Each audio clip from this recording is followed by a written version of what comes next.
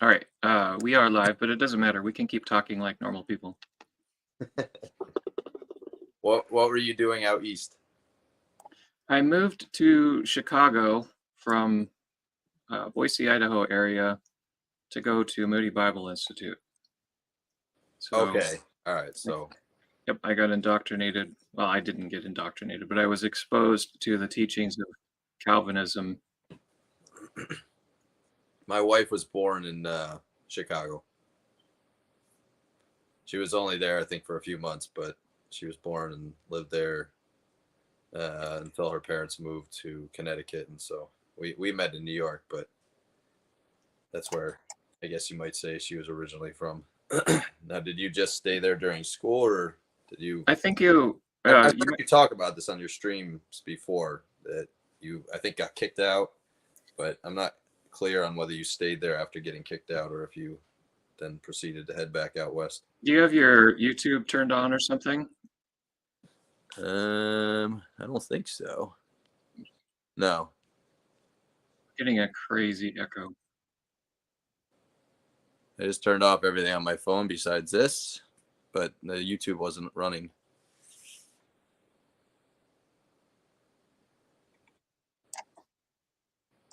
It's just something on my end?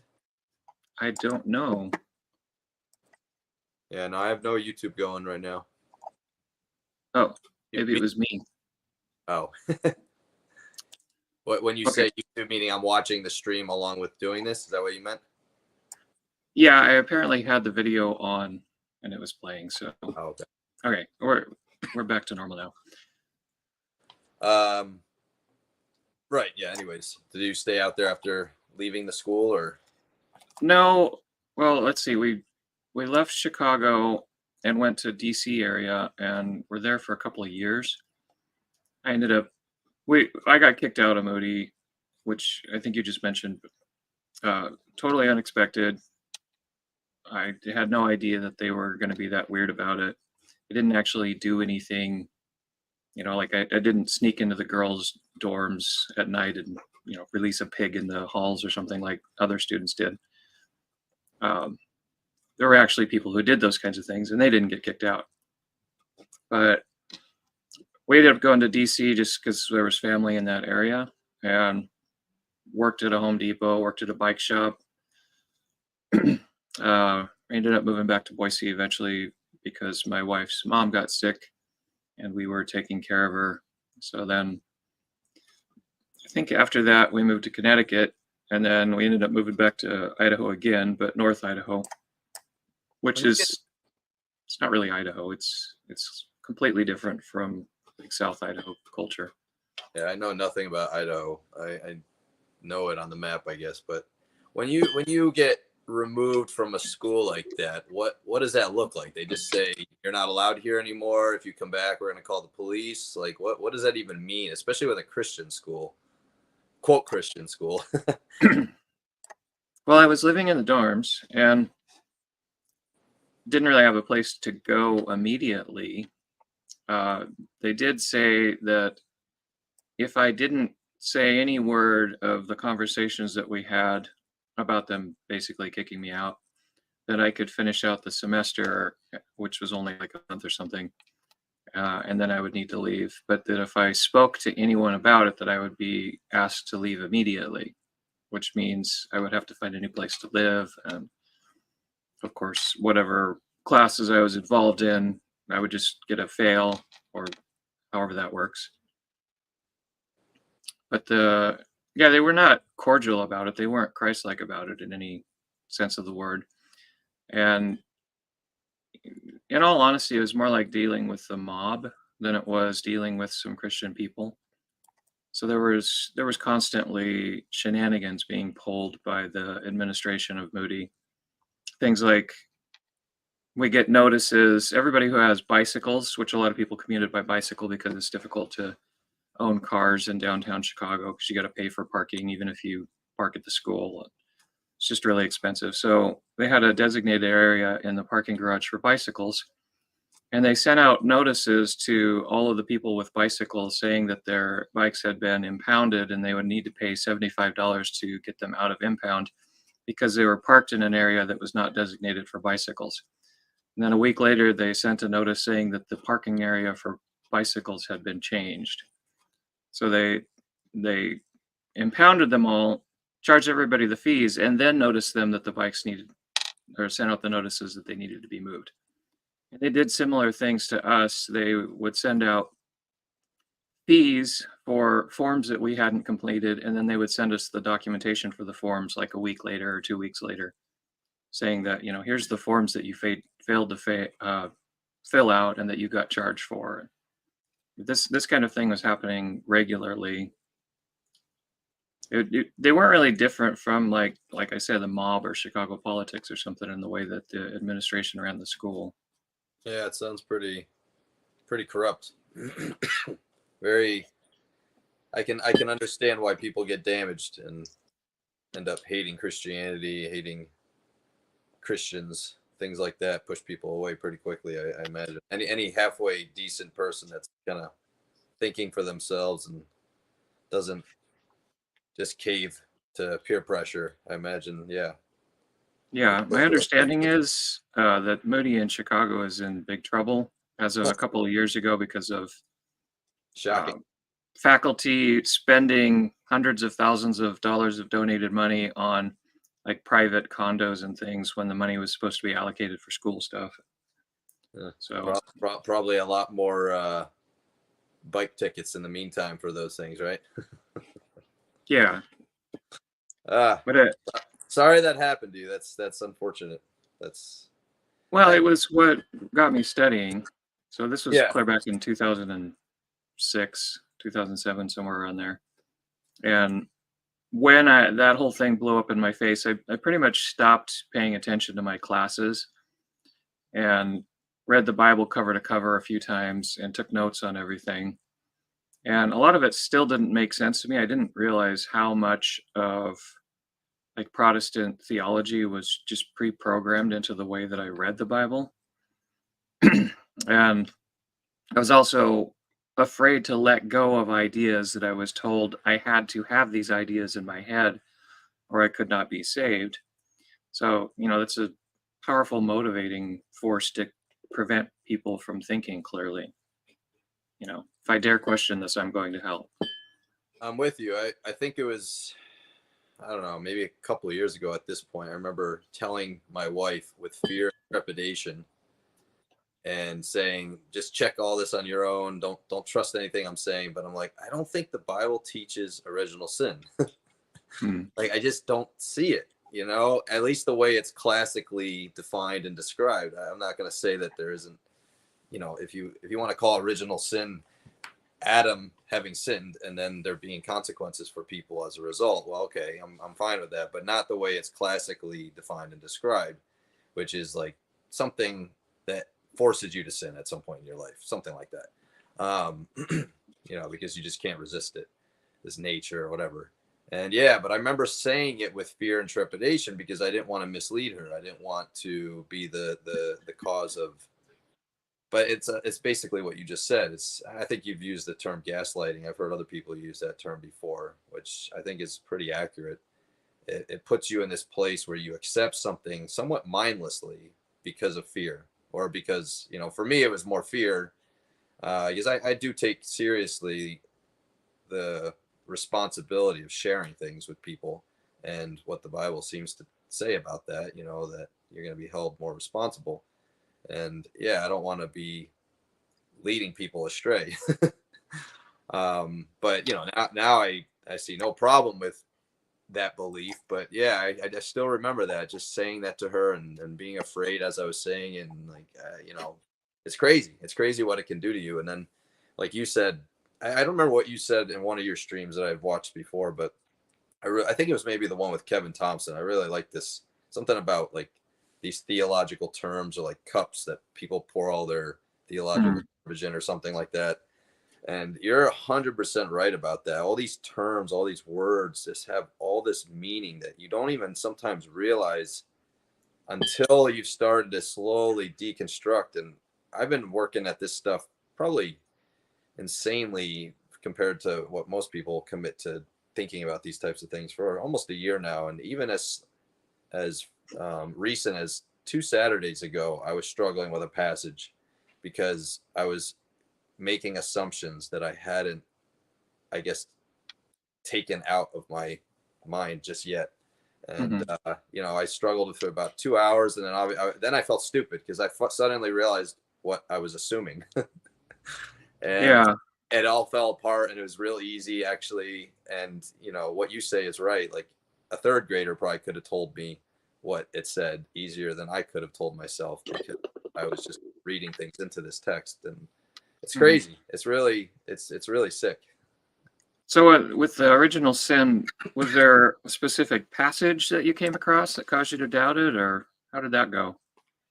I mean, so my backstory, I was raised in a Christian home. And when I say Christian home, I mean, I would say pretty serious. A lot of people use the word Christian, and it means very not. And my parents took it seriously. Um, but I think, they had a lot of the classic Reform beliefs. They didn't, and still today wouldn't necessarily label themselves Calvinists, but they're basically Calvinists in a lot of ways. People just don't understand that what I call people like that, and what I used to be, is like illogical Calvinists. You Hmm. hold some of the beliefs, but you don't go fully to the, like, where they imply, what the implications are. Yeah. But when I left home, I hated Christianity. I hated religion. I wanted nothing to do with it. And I was in that state for, I would say, 15 to 17 years. I have to think about it a little bit to know the exact amount of time, but it was something like that. And when I was about to get married, I started realizing I needed to decide what I actually believed, because I had enough wherewithal to realize that I didn't want to get into a marriage and then suddenly decide that I had beliefs that maybe my wife didn't hold, and how that might cause problems. And so I started taking this stuff seriously again, and returned to Christ, but returned to Christ with mostly the same beliefs that I had been raised in. Hmm. Maybe my own little spin on it, my own variation, but for the most part the same. And yeah, it was the first. God is really cool in the way he uses things to bring people out of their false ideas. Because I'm somebody that's always been really skeptical. I'm somebody that's always been, a questioner, an arguer. Since I was a kid, I've been like that. And I remember when I was a kid having some of the same questions that now I've got answers to, which is, how is it fair if God allows you to be born into this condition that you can't help but sin because of that condition? How can he hold you responsible for that? Like, it never made sense to me. I remember thinking this as a kid, and I might even have asked my parents. I remember thinking, how is it, like, how is Christ, what he did, laudable if he wasn't born with that sin nature that we have? Like, how is it that, I remember thinking these things as a kid. I remember thinking, how is it that he paid our debt if he didn't suffer for eternity, or he's not dead for eternity? Like, these are all things that as a kid I remember thinking. And it's funny how sometimes I think when you don't have all that pollution, you can actually think much more clearly. um, but I'm a jiu-jitsu instructor, and I used to teach what I would consider as the traditional way of teaching. And I'm talking about in sports, in academics, which is something like the expert is at the front. They know all the information. They give it to the student. As long as the student memorizes it and passes the test, they're said to have known the material. Never mind if they can pass that test a month later. They know the Yeah. material. And we all know we don't learn that way. But I taught jujitsu this way for 10 years or so, and never. I questioned a little bit. I made some changes, but not enough. And about 2 years ago, I got exposed to the science of motor skill acquisition, and the idea is to teach, or I don't even like calling myself a teacher now. It's more like a coach, something like getting a student understanding what the objectives are and what the realities are, and then putting them in, you might say, constrained situations where they're not exploring a solution space that is as broad, that might take them a lot longer to find solutions. You kind of limit the solution space, but they find the solutions for themselves. And that type Hmm. of learning is way more valuable, way more sticky, than memorizing something the instructor said that may or may not make sense to you given what you're struggling with or not struggling with in that moment. I thought I was a good instructor. Many people had told me over the years I was a really good instructor. I had a lot of success in the way I was teaching. And I suddenly realized I had no clue what I was doing because you might say coming to reality with like how people actually learn. And I immediately, I knew I was wrong and the people I was listening to were right. Like I just intuitively knew it. And so I spent 6 to 8 months, you might say, deconstructing how I thought about jiu-jitsu, grappling. And I think that started to open my mind. And so what happened is then I was exposed to the doctrine, the teaching on conditional immortality. And up until that point, I kind of held a traditional view of eternal punishment. People are alive forever, suffering. And I didn't even think it was possible to think anything but that. But I heard the arguments for the other side, and I was like, whoa, like these actually are pretty good arguments. And so that was the first pin to drop for me in terms of Christianity. And so I spent 6 to 8 months studying that issue and just thinking about it and reading through the Bible, similarly to you, and collecting passages that, you know, support one way or the other. And I wasn't intending to change my mind on penal substitution. I didn't think I needed to. I wasn't intending to change my mind on original sin, although, like I said earlier, I was already questioning it. It was just after Thanksgiving last year, and I like listening to things when I'm doing work around the house. And so I had been listening to a lot of the health stuff, and I kind of was getting a little bit, I think, you know, burnt out on that. And I saw Idol Killer's video series on penal substitution. And I honestly had no interest in listening to it, but I, at that time, didn't have anything else interesting in front of me. So I was like, yeah, let me check this out. Let's see, you know, what is this? And it was just life-changing for me. I think it was honestly God's answer to my prayer, because I had been struggling with sin. Not egregious, not extremely crazy stuff, but just, you know, things like patience, not being able to be patient when people are not treating me well. Whether it be my wife or my daughter or friends, whatever, just struggling with patience, not really bearing fruit of the Spirit like the Bible seems to indicate you should. And so I had been praying about it and asking God, like, please, God, like, help me with this. Like, I'm like failing left and right on this.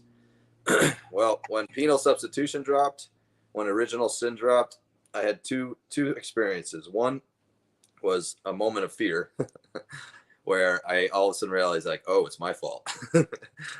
And I am going to be held responsible for this. I haven't gotten my debt paid. I wasn't born with a nature that makes me this way.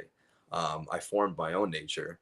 And so, yeah, a little bit of fear, but not long, just probably, you know, a minute. I don't remember, you know, I'm obviously talking about stuff that happened about a year ago, but I do remember feeling a little bit of fear. And then sudden, like, relief, sudden, like, literal freedom from this thing that I've been struggling with. And, you know, you can ask my wife, like, I literally overnight became a changed person. It was, you know, literally what you see in the Bible with the whole idea of being born again. Because I think what happened is I suddenly could see God for the loving God he was, that he cared so much about the problem that I had, that he was willing to die to rescue me from that. Where before it was, you know, honestly, I don't know if I could have told you exactly what I thought, but it was definitely muddled. And I think, you know, now in hindsight, like, it was probably something like God was just essentially taking care of himself, you know, appeasing himself, getting his wrath out. And, you know, I was kind of like a secondary beneficiary of like what he did with himself, you know. And I honestly, you know, it's hard to know what I thought. But it definitely was having a negative impact on me. I don't know if I ended up answering your question. Your original question was about original sin, but it was the Idol Killer series that kind of got me going down this road. And I don't know when I discovered you. It was not long after, maybe a month or something. And your stuff was great because you were saying things that I think intuitively I knew, but you were saying them, and obviously nobody had ever said these things. And you know, the one I love, Warren McGrew and the Paul Vendretti and that series. Like, I'll be forever grateful to it, but it leaves a lot of questions. They kind of take away the false ideas, or they show you that the false ideas are in fact false. But then there's just a lot of, like, I was left just wondering about all these verses that I had the presuppositions about. And your stuff definitely helped me start moving in a more proper direction. Ultimately, just like I was saying earlier with the teaching, I honestly don't think people can learn by just hearing something from somebody else. They have to take it, and then whether at that time or at a later time, they have to do the study, they have to do the research themselves, Hmm. in order for them to really make it their own, in order for them to really understand for themselves. And so that's kind of the process that I've been on for the last year, is just studying like crazy, thinking like crazy, and taking in as many resources as, God's connected me with a lot of different resources. You're one of them, and I've found a lot of others, books and podcasts, and but ultimately, like you've said in your own things, you just got to read the word yourself and ask the right questions, I guess. Because I think sometimes when people are deconstructing from these things, they don't even know what questions they ought to be asking.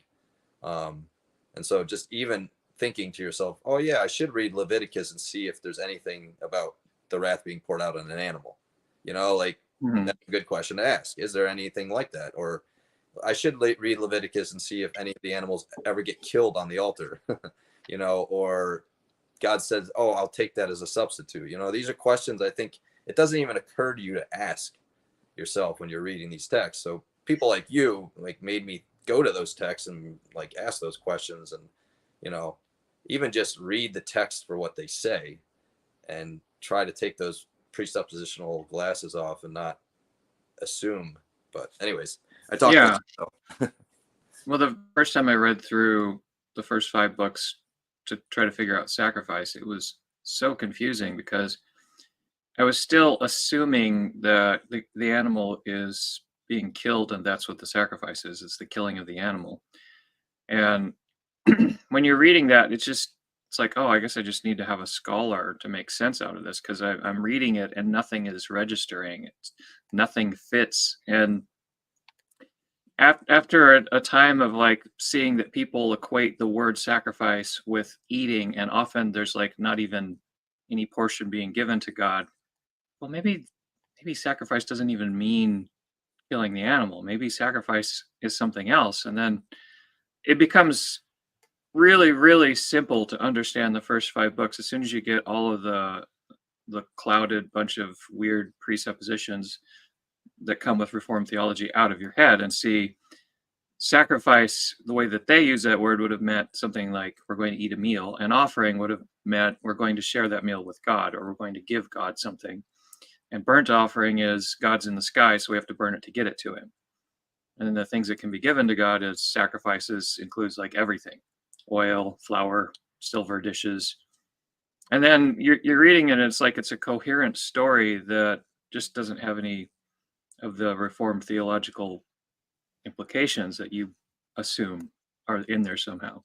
I actually enjoy reading Exodus and Leviticus now. It's crazy. I remember in the past, because I was not one of the, maybe I should say it this way, but it seems like a lot of Christians don't read their Bible. I was somebody that did read my Bible because I thought it was important, but I would read through those sections, and I can totally relate with what you're saying. Like, it just made no sense. It seems so foreign. And I think when you add in the idea that, oh, this stuff isn't for us anymore, like that was the old system, Mm-hmm. it just, yeah, you're going through the motions because it's the word of God, and so therefore you respect the word of God. And it's like, all right, I have to check this off the list, but oh, this is awful. Like, I can't wait to get through this book.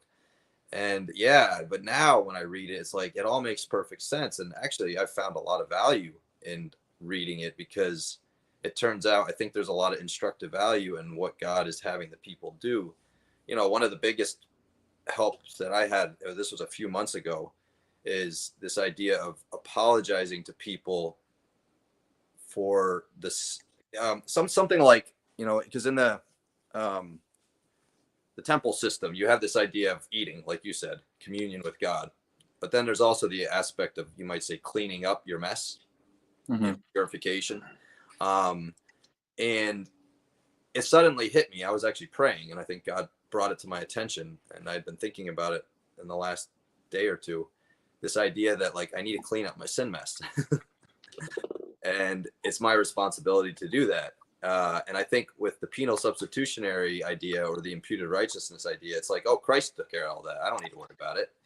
And so you can become a believer, and you kind of just like forget that you've done a lot of damage up to that point in your life, you know, whether it be hurting people emotionally, physically, you know, whether you've stolen stuff, whatever, you know, we all have our own backstories depending on our backgrounds. But, you know, just suddenly I realized like I needed to talk to people about the things that I had done with them. And I had already done that to some extent, so it wasn't like a completely new idea, but I went to them with the idea of like, I'm doing this for you now, not doing it just to like make myself feel better, I guess might be a good way to say it.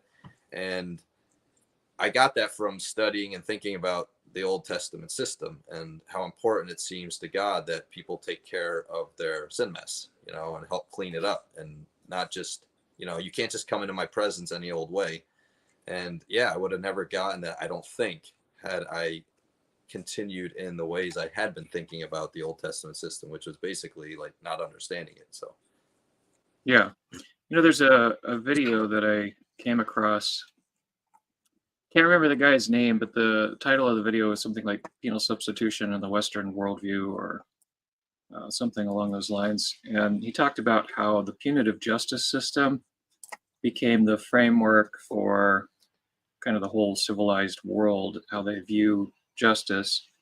And punitive justice focuses on punishing the criminals, but biblical justice was entirely different. Biblical justice was restorative. And if you were fighting with someone and you injured that person, then that person gets to live with you, and you get to change their bandages and do their job, and you pay for their time off of work. You become their nursemaid. So it's your responsibility to fix whatever problems you created by your sin. And most sins under God's law had to do with things that you did that harmed your neighbor.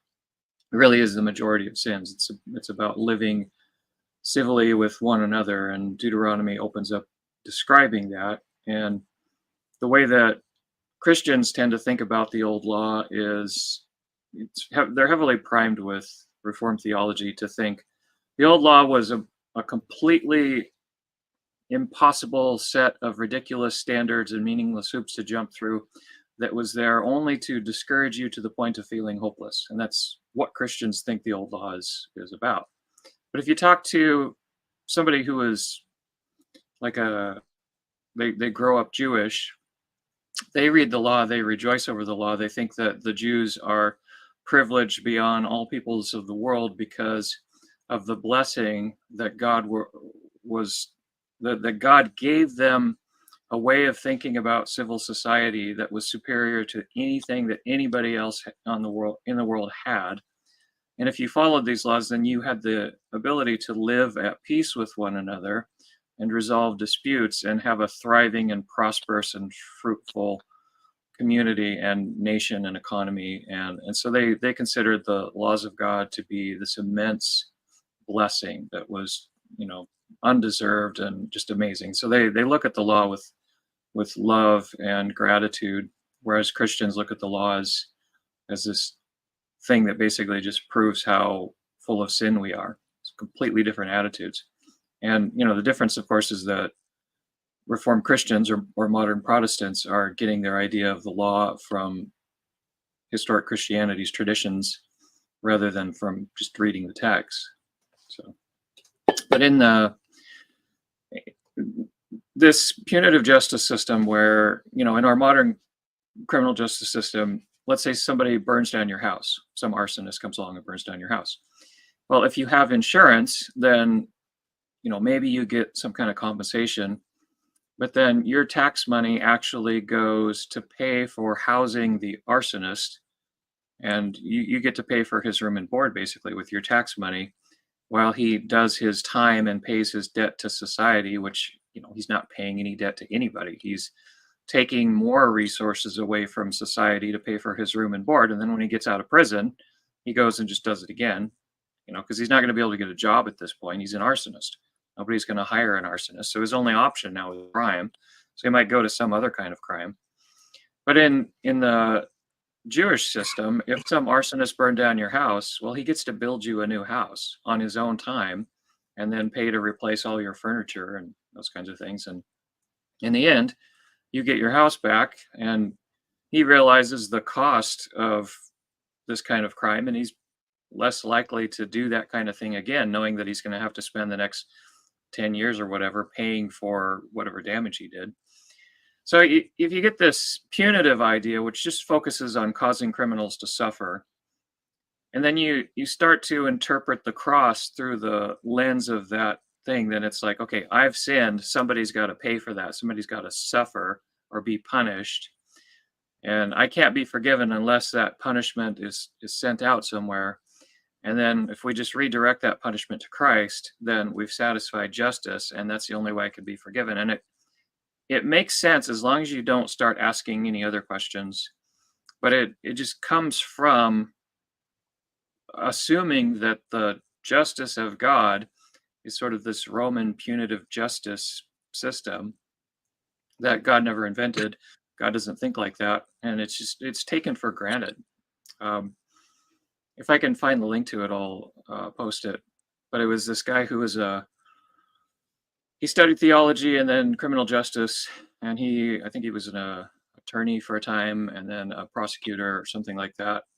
But he goes into much greater detail about this problem and how it's actually created the problem in our prison systems, that we have all of these repeat offenders that they don't really learn anything. They don't go through the process of restorative justice. There's no relationship between the criminal and their victim. And so the restorative justice has a lot of really interesting sort of unintended consequences that are very different from how justice is done today. It's especially this part of you get to be in this personal relationship with the victim of your crime, where you see firsthand the effects of what you did to them, and you're responsible to fix it. And in the end, you basically end up being a much closer friend with your neighbor. So the perpetrator and the victim have this bond now where they can commiserate with one another in the suffering that was caused and in the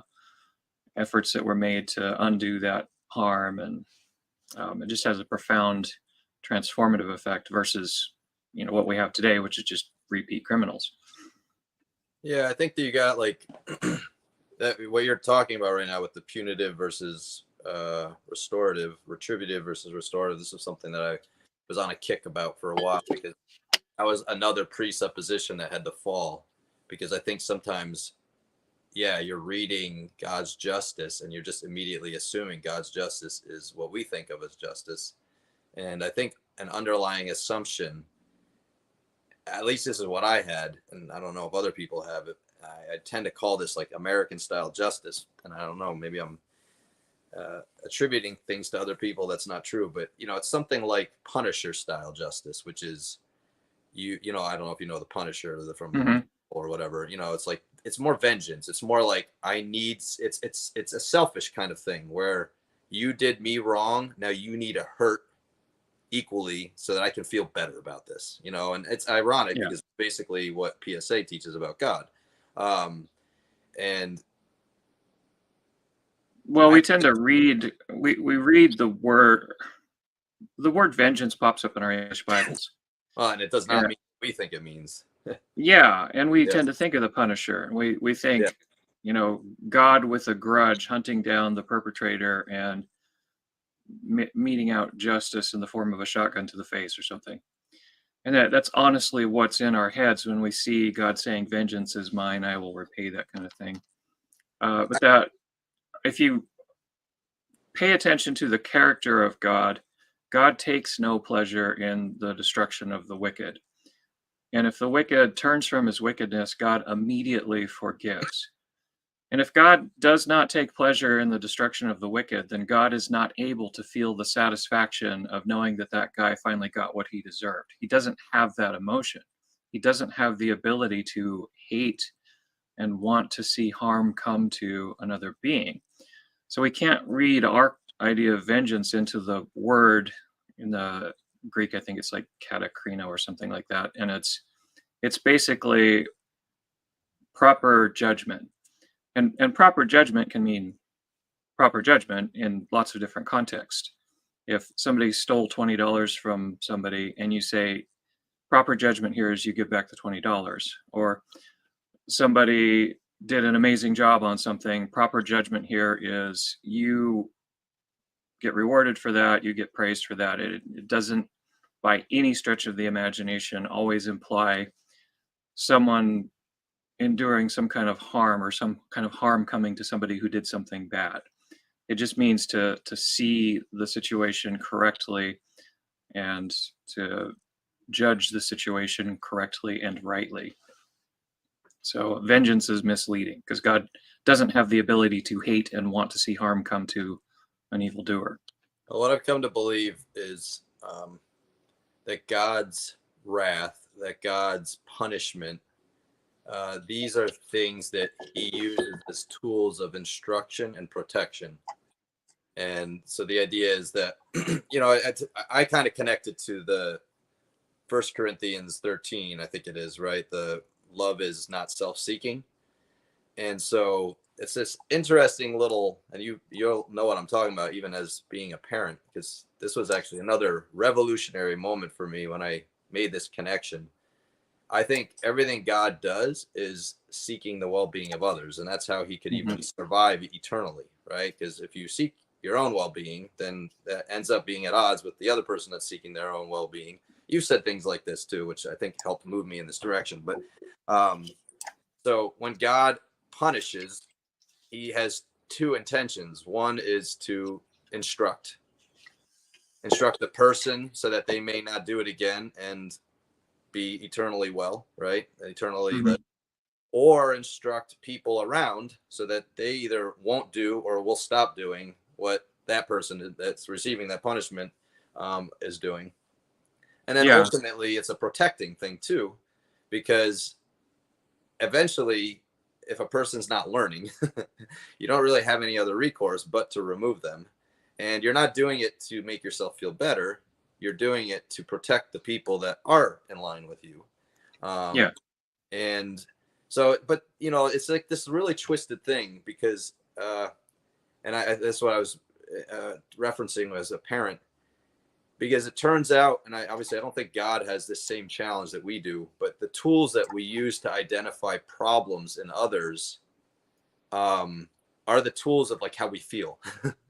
So for example, I have one kid. I think you have two or three, you said, right? 3 kids. What's that? 3 kids. 3 kids, yeah. So I have a daughter, and like my daughter's bothering me, my daughter's annoying me, and I could instruct her, I could punish her, whatever word you want to use, to get her to stop because I don't want to be annoyed anymore.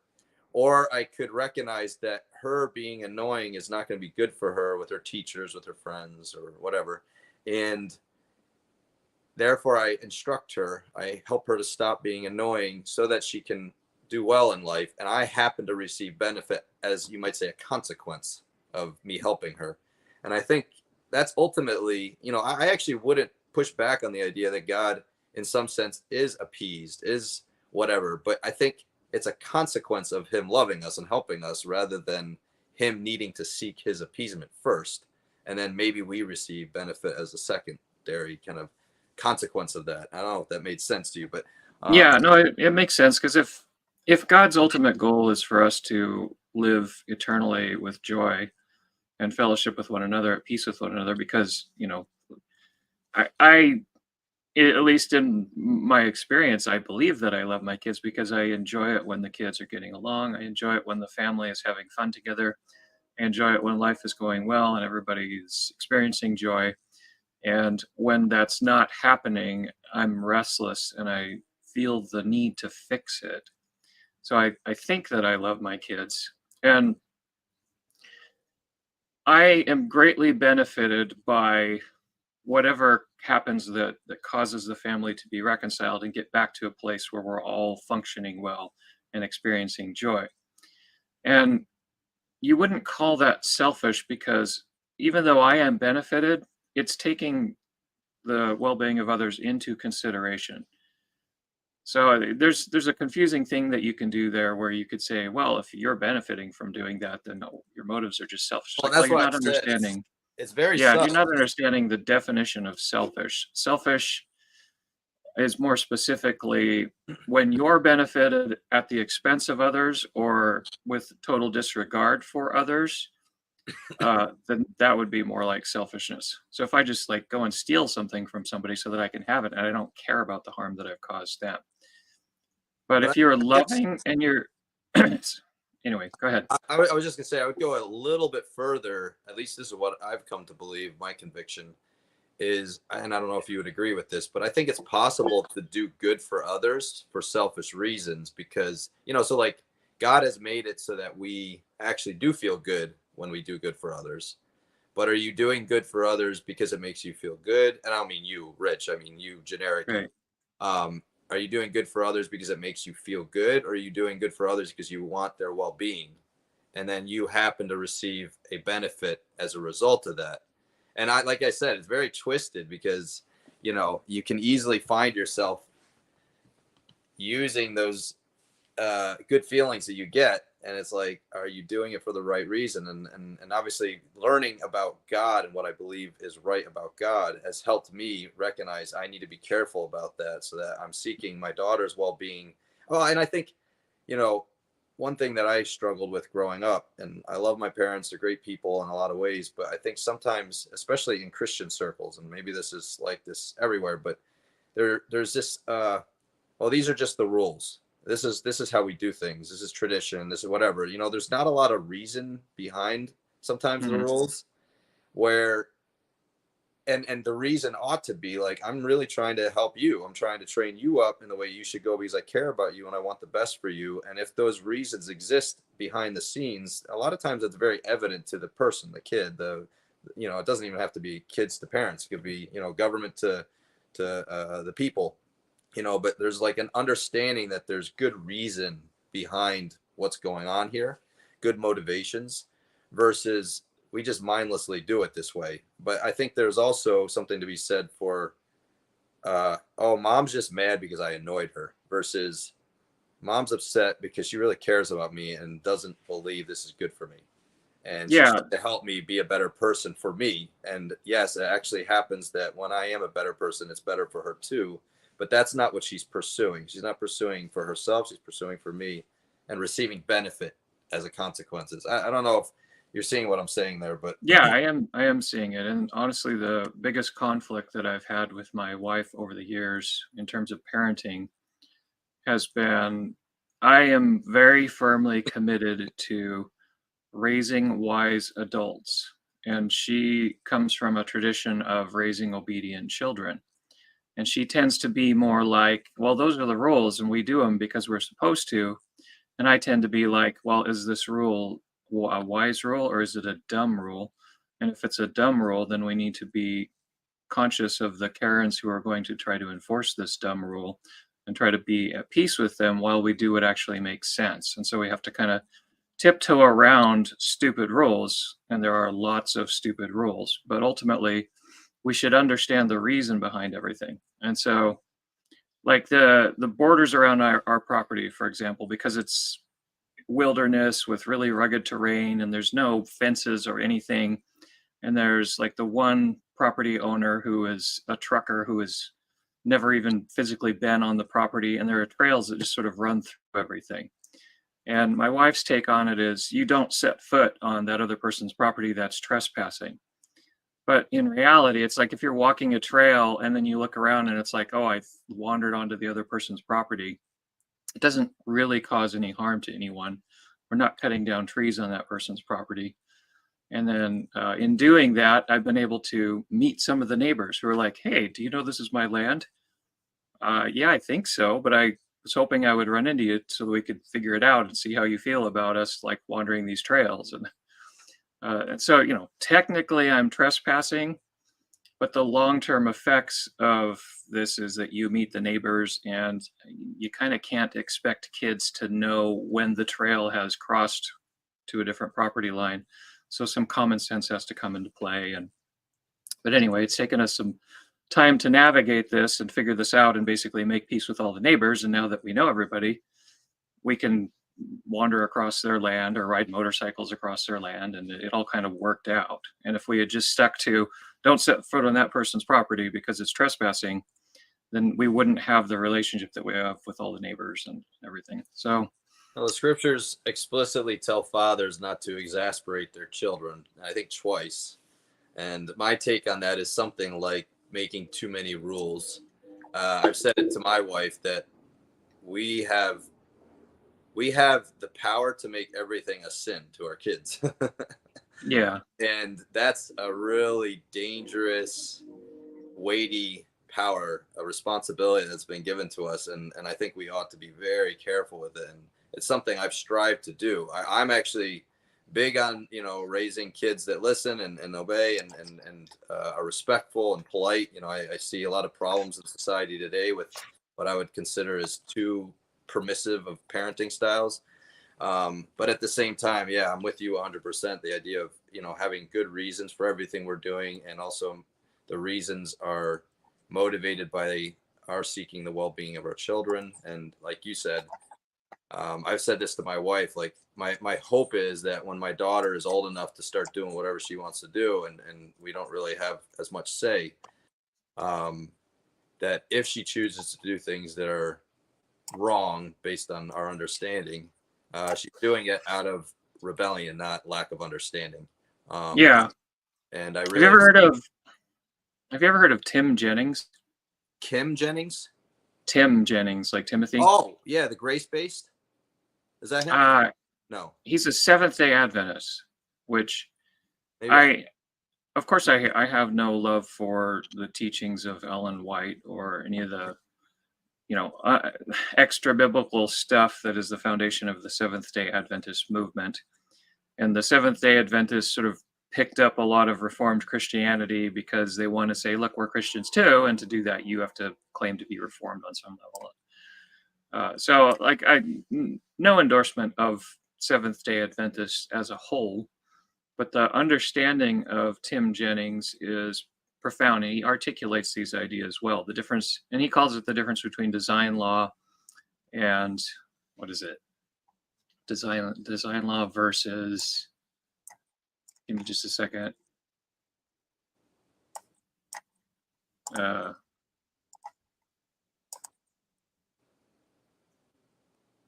Okay, design law versus the letter of the law or something like that.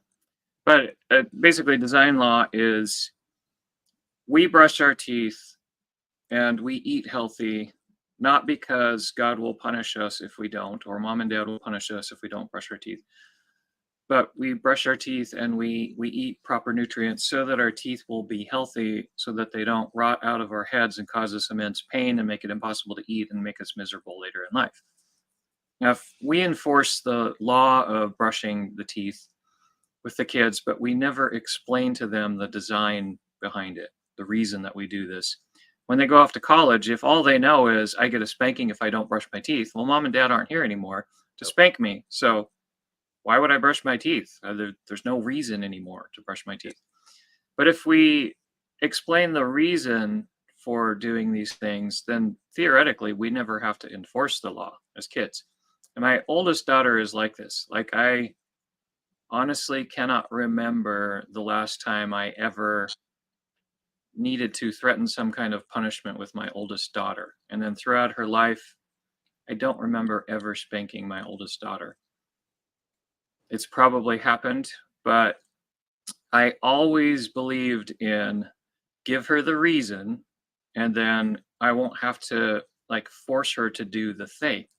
Like, why do you keep your room clean? So that bugs don't come in and eat the food that's on the floor, and you don't trip over stuff in the dark. And it's a lot more convenient to be in a clean room.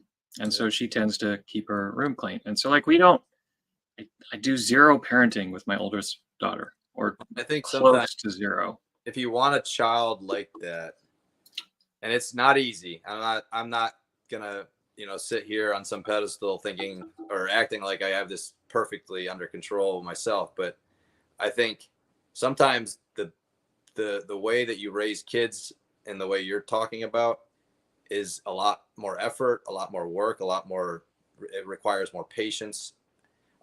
It also requires a little bit more letting go. And Because humility, if because you like let, you realize it's very easy to have rules that you enforce that you don't have a good reason behind them, or if you think about it, your reasons are actually selfish. exactly, And exactly.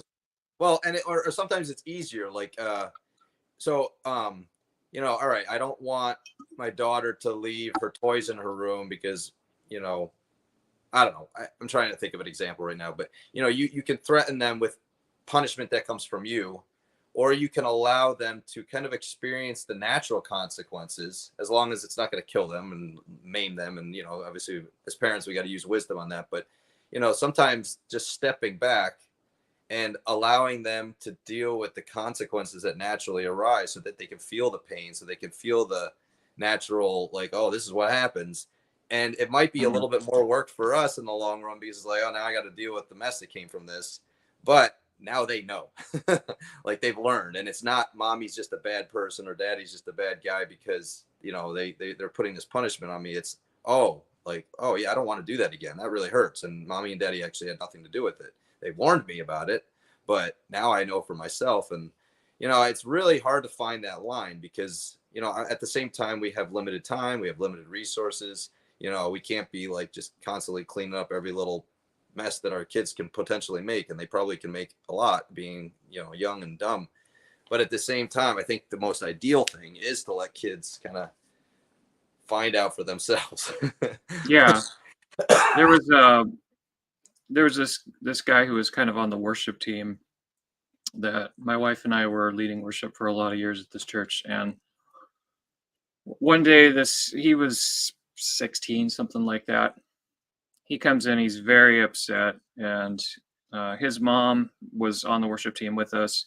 His dad was, I think, an elder at the church, and he's just like screaming, "I hate my dad. I cannot wait until I move out of my house because I will never have to see him again." And he threw some expletives in there and stuff. And his dad was the type who made rules for his convenience at the cost of his kids, and didn't bother to give explanations, just simply enforced them with punishments. And I remember like taking that example and talking to my wife, and like, you do not want to be this. Like, you should never make rules for the kids that only benefit you, you know? Like, if you're gonna say, my wife has this rule: no whistling in the car, no making loud noises in the car, because she frequently has headaches and it's inconvenient for her if the kids are making noises. And so the kids are like, why, and she wouldn't give him a reason, and said, look, when your mom is in the car, she has headaches and she doesn't like experiencing the loud noises. So the rule is going to be modified a little bit. As long as your mom is in the car, no whistling, no making loud noises. When I'm driving and she's not there, you can scream all you want. I don't care. And so then the kids are like, oh, okay. And now they like learn to navigate this situation.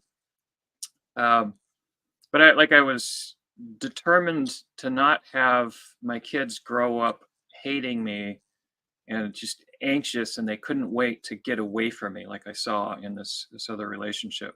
And that guy that father, shortly after that, he ended up cheating on his wife and leaving her and going to a different church that was okay with that. So, just not a quality person in general. Yeah, I think I try to, with my daughter, we let her run around, we let her scream, but then sometimes we don't let her, and I think what I try to do is always have good reasons for everything I'm doing. And so Yeah. I don't think there's anything wrong with asking her to be quiet for me. But then the way I explain it to her is something like, daddy's not feeling good right now. And the way you can love me is by being sensitive to the fact that I'm not feeling good right now. And like, sometimes you don't feel good and we be quiet for you, and so just help her see that. Even like one thing my daughter's doing right now, she's 4, so she's really young. Is she'll ask a question, and when she doesn't like the answer, she'll just keep asking the question. Yeah. So she wants a different answer, and so she'll just keep pestering you with the same exact question. So the way I've tried, because I don't want to just punish her, because I don't think that's going to help her. And when I say punish, I mean like what maybe most people think of punishment. I guess what I'm doing is still technically punishment, but it's not in that sense. What I start doing is I just start asking her a question over and over and over again. And she gets really annoyed with it. And then Mhm. I just explained to her, I'm like, you don't like that, right? And like, but that's what you're doing to daddy. That's what you're doing to mommy. Like, that's what we're asking you to try not to do. And it seems like she's understanding, I mean, she's 4, so she's still figuring things out, but you know, essentially being willing with hopefully the right heart before God, do to her what she's doing to me, and not obviously to be, unloving, but to instruct, and help her, Yeah. so maybe in the car example, like your wife could, if she wanted to use that similar strategy, just start like being really loud and obnoxious. And, it's like, yeah, actually it kind of gets annoying after a while. And, you start understanding, oh yeah, like if we have to, I used to live in New York City, and you get those people that will come on the trains, the subway, and they'll play their like loud music, like super loud, and it's just really annoying. And my thought has always been like, what would happen if we all did that? Like it would just be a crazy mess, and then you wouldn't be able to enjoy your music. Like the only reason that you can get away with that is because you're the only one doing it. Or it's the same thing with Mhm. littering. Like if the reason littering is, and it's getting worse around here, just tons of litter, especially near the city. The only reason that littering isn't like the worst thing though is because most people don't litter. But if everybody littered, like this world would be a disaster, And so that's kind of like how I reason through some of these things is, there are certain things that aren't a problem if you're by yourself, but then when you're sharing a space, whether it be a noise space, whether it be a physical space in terms of litter or whatever, the reason we are mindful of how loud we're being or annoying is because we have to share this space. And if we all do this, then it gets chaotic. And yeah, I don't know. That's my thoughts about what you were talking about. But you're right. Like Yeah. sometimes kids just need to be kids and, get that energy out. I visited Hong Kong years ago, and I think it was Lantau Island in Hong Kong. There's several inches of trash like everywhere. Everybody litters, and it's like the hills have been landscaped with garbage. It's That's awesome. unbelievable. Like you wouldn't think it would be possible. Wow. Yeah, so that's what happens when everybody litters. It's Ugh. Yeah, I can't even imagine. That's really sad to hear. Earlier you it were talking about, because I wanted to read this verse, so I pulled it up on my screen. Not only was the law not impossible for the people to follow. I'm trying to think how to say it, but like God literally said that. I'm sure you know this, but in Deuteronomy 30 verse 11, it says, "For this commandment which I command you today is not too difficult for you, nor is it Mhm. out of reach." And so, he literally tells them like, you can actually follow this. Sorry, I was kind of jumping back to the topic earlier, but I pulled that up because it came to my mind when you were saying what you were saying about the law, and how people have this misunderstanding that the law was given to literally mess people up and hurt people so that they could see that they needed something else. And I'm not saying that I actually don't think that the law was a bad thing or a problem. I think actually the law can be followed if, in fact, you have faith, which is, I think, what the New Testament is saying. And I like, and you and I went back and forth on YouTube a little bit, and I like your way of thinking about it.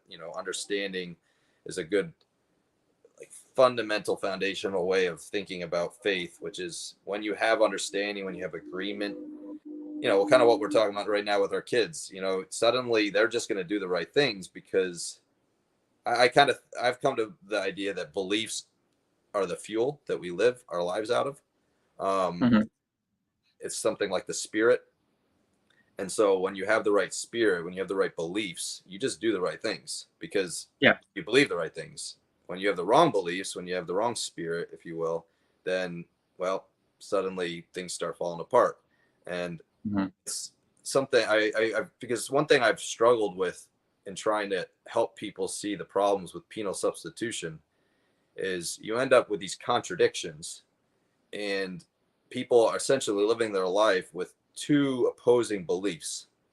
And I came up with this idea, I don't know when it hit me, but this idea of like, oh, if I want to cross the street and I'm starving and I see food across the street and I look both ways to see if a car's coming and I manage to believe at the same time, somehow simultaneously, that a car is coming and a car is not coming, what am I going to do?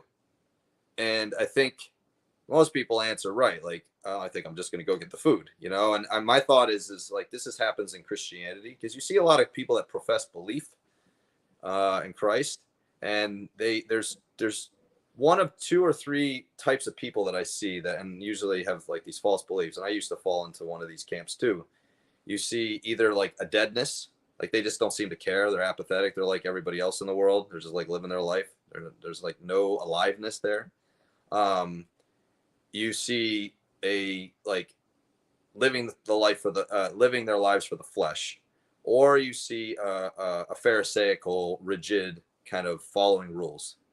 You kind of have those three responses, and I think because when you have these two contradictory beliefs, when you believe that Christ paid your sin debt, so therefore technically you don't have to worry about the sin debt that you're accruing, but at the same time you see the Bible telling you that you are supposed to be righteous, you kind of like highlight one of the two. You know, it's like, oh, I don't actually know what the truth here is. You know, the car's coming, the car's not coming, so actually I'm not sure what's going on. And so then you either just do what the flesh wants you to do. You don't do anything. You just like stand still because you're not sure what to do.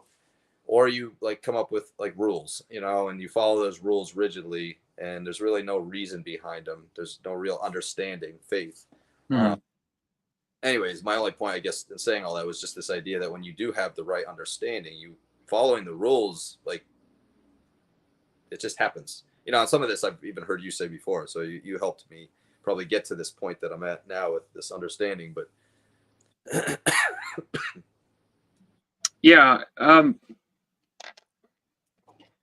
Christianity as it is today, modern, you know, not real Christianity, but like popular Christianity, or maybe Protestantism, or your Southern Baptists, your Assemblies of God, your kind of American Western Christianity denominations, have a lot of ideas that are reinforced like with sermons every Sunday that misrepresent God in such a way that people are stuck in that cognitive dissonance of the car is coming, the car is also not coming, I don't know what I'm supposed to do, and they're just kind of confused. And it has a whole lot of side effects, like, oh, that's why I need to keep going to church every Sunday, because I need to hear from people who do understand this, because I clearly don't. Or it's divine mystery, which divine mystery is a Russell conjugation for believing in A and not A at the same time, or believing that something cannot be understood, therefore we need to trust our pastors, and so it's used for tyranny. Or this God that's put forward through the punitive or penal substitutionary justice myth is an irrational God who we can never understand, and we don't know what to expect from him, and the rules are for his glory, they're not for our benefit, or maybe they are for our benefit, or maybe like the Father is different from Jesus, and it's a bunch of confusing weirdness. So when I was trying to get to, I wanted to start teaching on the sacrificial system to understand it like really thoroughly, so that I could make sure I could articulate every aspect of it. I was still struggling with parts of it because I still had some of these assumptions floating around in my head. So like randomly one evening, after spending a lot of time reading through Leviticus and taking notes on it and stuff, I think he was 6 years old at the time, my 6-year-old son comes downstairs with these two Hot Wheel motorcycles. And I probably told this story on one of my videos, but he shows them to me. And he's like, you know, which one do you like? And I said, oh, I think this one's really cool. It's futuristic or whatever. And he's like, well, here you go. And what are you doing? He says, well, I'm giving it to you. Why? This is like your favorite toy. He's like, because I love you. I'm thinking, that was very weird. It was out of character for him. So I go back to the studying, and I actually have this motorcycle on my desk, and it just like hit me. Like, I bought the motorcycle in the first place for him. I don't need it. I'm not actually going to play with it the way that he would. It would actually be more of a benefit to him. But it was special to me because he gave it to me because he wanted to show kindness, or because he loved me. And then I'm thinking about this, and it's one of the few times when I would say I actually heard God speak, and I hear, "I'm a better father than you are." And it's like, oh, so it clicked to me what's going on in the sacrificial system. We have nothing that we can contribute to God. Everything that we have, He gave to us in the first place. He created those animals.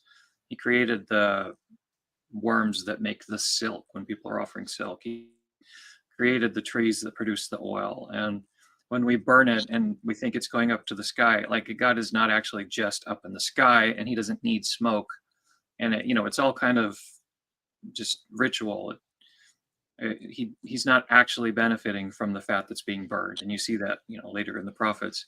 But it can be meaningful to God if we, out of an expression of love for Him, go and do this.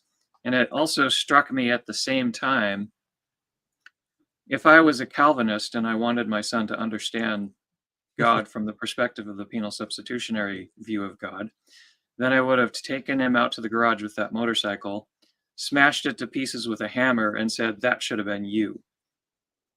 Right? And imagine I actually did that, like as a father, if I actually did that. Yeah. Well, at least No, he was giving that gift as you might say, apology in that situation. well, maybe. I'm just saying to make it like perfect analogy. I understand what you're saying, obviously, but obviously, I think they what they would do is they push back and say that in that situation it's just a gift. But I mean, ultimately, I think the sin offering was also a gift. Yeah, it was just a gift, and the meant, sin offering is really about, and the word sin in Hebrew, katat, ends up being synonymous with the process of going from outside the camp to going into the camp. Just refer to sin and sin offering as it's like the same word for all of that. It just becomes associated with whatever we do to bring people who are separated back together again. Well, I just pointed this out to my wife the other night because we're reading through Acts as a family. And in Acts, 17, 18, 19, I'd have to look it up right now off the top of my head. I'm not sure. But Paul, it's when he goes back to Jerusalem before he gets taken to Rome. So it's, closing in on the end of Acts. But he talks about how he purified himself, right? Mm-hmm. So he was basically became pure. So and what I pointed out to her is this is evidence for this idea that purification in regard to the temple was different than purification in regard to God, like morally. And Paul was pure before God. I think most people would agree. I mean, he's literally living his life, suffering, serving God in this tremendous way. Most of us would admit and agree with a way that was beyond what most of us give. And yet he was impure and had to make himself pure for the temple. And so it's this idea of ritual purity versus moral purity, and that was a distinction that I didn't know about, understand for a long time. And it's why I think you've made this point before too. Even Jesus's mother, who gave birth to the perfect baby, God in the flesh, is giving a sin offering because she's impure and she needs to be made pure again for the so yeah. Well, there are a lot of ideas that are pushed on people in Western Christian churches that have the effect of painting God the Father as this irrational being that we are kind of terrified of and confused about. And it serves to alienate us from God. And it pushes God further and further away from us. If we think that God has these weird rules where He punishes someone else for the bad things that we did, it's like, well, we can't really relate to that in any practical way, because there are no beings that are like that. Like if I punished my daughter because my son didn't clean his room, and that would be irrational, and like nobody does this kinds of thing. And so then dad would be this mysterious being. And if I did it like sometimes but not other times, and if like sometimes I forgave but I never gave a reason why, or if I'm just like confusing and impossible to sort out, then the kids would be distant from me. They would be maybe afraid of me. it would just create like distance and walls and confusion. And similar things happen anytime people push forward contradictory ideas about God. Like, regardless of which doctrine of the Trinity you read or which version of the doctrine of the Trinity you read, essentially, if it doesn't contain an equivocation that hides an A is also not a kind of contradiction, then historic Christianity dismisses it as heresy. It has to have equivocation, and an A is also not a contradiction, or else it's not preserving divine mystery. And again, it just makes God impossible to understand. And then you feel guilty trying to understand it, and you feel sort of obligated to have in your head that anything that we supposedly know about God has to contain contradictions and mysteries. And so we shouldn't try to understand God, and we shouldn't try to understand the Trinity. And all of these things, they just serve to make God confusing. And then, Well, they end up being just useless beliefs, honestly. Like, and they're not even beliefs, really. They're right. That's true. They're 'cause things we claim that are beliefs because they probably just amount to words that were. You said that before, mouthing words. yeah. There's no real meaning behind them. I did a video at some point. It was like, is ChatGPT a Calvinist? Are you familiar with any of these AI language models? I only very recently started exploring it, and it's pretty cool what they can do. I had it read through one of my documents that I created on bearing in the Bible. This idea of bearing sin. So I created a document that has all the verses that exist in the Bible with the different bearing words, and I wrote out a bunch of stuff of my own. And so then I had ChatGPT do a I don't remember if I said detailed summary or whatever, but it was really good. I was like, wow, this is pretty cool. Because my document is probably I don't know, 60 pages, 70 pages in Google Docs. I don't know, it's huge. And so, I was able to condense it down into what everything it said I agreed with. And, obviously it should be because I pulled from my document, but I was impressed with what it did. So, but I don't know a lot about it. I've used it maybe 3 or 4 times. So I'm a novice when it comes to that tool. But yeah, well, people have misconceptions about what AI is. It's relatively simple. The like what's going on in an AI is relatively simple. There are layers of complexity and trying to build it and stuff, but essentially it's a next word predictor. So if I'm talking to you and I say we were having a birthday party and I handed my son a wrapped gift, present, something like that, it can predict that with pretty good accuracy based on just digesting all of the words that are on the internet. So if I were to ask ChatGPT, what does it feel like to swing a hammer? It could use the words that we expect and say things like, well, you'd feel the weight of it in your hand, and you'd feel that as it's moving, it would keep moving, and you'd feel a sudden shock when it hit a nail or a piece of wood or something like that. But like ChatGPT has never held a hammer. It doesn't actually have in its mind the experience of what it's like to feel the texture of the hammer handle. It just knows what words to put in next. And it could do the same thing with jujitsu or boxing or riding BMX or something like that, where it could give you all of the right next words for things.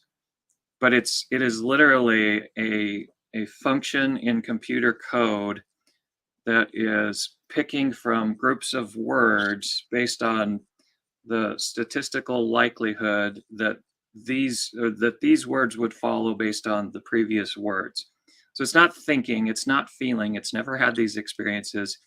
It's literally just like if you were to create a Fahrenheit to Celsius converter on a calculator or in some program, input a value and get an output from it. That's all it's doing. And it occurred to me fairly recently that ChatGPT really is a Calvinist in some respect, because, and I'm using Calvinist to just kind of as a generic word to describe the people whose theology is about next word prediction. Right. I got you now. Yeah. Yeah. So if you ask somebody, does God do that for your sake or does he do that for his glory? Yeah. And as a next word predictor, you're supposed to say God does that for his glory. And if you say, oh, does that mean that God is selfish? Then next word, predictor, you're supposed to say, no, selfish is a pejorative term, and we should never say anything negative about God. And then if you say, yeah, but does God do it for himself in total disregard of how the other party is affected? Then you're supposed to say yes. Yeah. And then if you say, like, can you define selfishness? Well, selfishness is to do something for yourself with disregard for how other people are affected. Well, didn't you just say that that's exactly how God operates? So you gave that as a definition for selfishness. You said that's how God is, but then you also said God is not selfish. And it's because you know what words you're supposed to say next, but you don't know like what God is actually like. You can't sort of put yourself into God's shoes and imagine what he's feeling. You can't connect it to reality in some meaningful way. You just have like the groups of words that you're supposed to say. Yeah, they don't have understanding. They have memorization. They have indoctrination. And yeah, if you've talked to one Calvinist, you probably talked to most, and I don't want to say that 100% because people have their different nuances, but it is, I'm with you on that. There is a very predictable set of answers that you'll receive very often with certain set of questions, and very often. Yeah, and then there's also that threat attached to basically historic Christianity, probably that goes all the way back to Augustine, where you don't dare question that this is the group of words that you're supposed to maintain loyalty to, or you will perish for all of eternity. Like it's written in the original Creed of the Trinity, you must hold these truths lest ye perish for all of eternity. And then it goes on and talks about, the Son is immeasurable and these kinds of things. Yeah. And so, I have not studied this issue of the Trinity in any depth, so I'm out of my. I don't know this stuff that well, but definitely I've heard things said about the Trinity that I'm like, where is that coming from? And not only does it not make sense, like the immeasurable thing, like you just said, but even the idea of the Father and the Son being co-equal, I don't know. I'm not saying it's wrong. I'm not saying, I just like when I hear Jesus talking about his relation to the Father, and I guess maybe one would argue that, well, he's talking about him as a human. I'm not sure, but it seems like he's subservient to the Father, actually. Yeah, there's actually a number of passages that say that the Father is greater. And and so all things are subjected to the Son except for the Father himself, and the Son is subordinate to the Father. And so the co-equal thing, it just seems to be a contradiction of what plain Scripture says. Yeah. But if you ask most Christian churches, is it important to believe that the Son is co-equal to the Father? They'll say, yeah, it's a salvation issue. Unless you affirm the Son as co-Father, then you're going to burn in hell for all of eternity. It seems so completely absurd. It's like, how do you imagine this playing out? Are you going to be at the gates of heaven and, St. Peter is like, is the Son co-equal with the Father? Don't get this wrong or you're going to the hot place. And you're just like, I don't know what. It's not like there's anything in Scripture that ever says that you have to believe that in order to be saved. Like all of the metrics for whether or not you're saved end up being Christ-like character. How did you treat the hungry and the poor and the naked and those in prison? And well, even people he says to depart from him as workers of lawlessness. It's not people that didn't believe these three things or have, memorize these 10 things, or it's not about what they knew, or and I'm not obviously going to say that understanding and knowledge isn't important, but it's what that understanding produces that is what Christ is judging us on. Yeah, give me just a second. I'm going to close the curtains.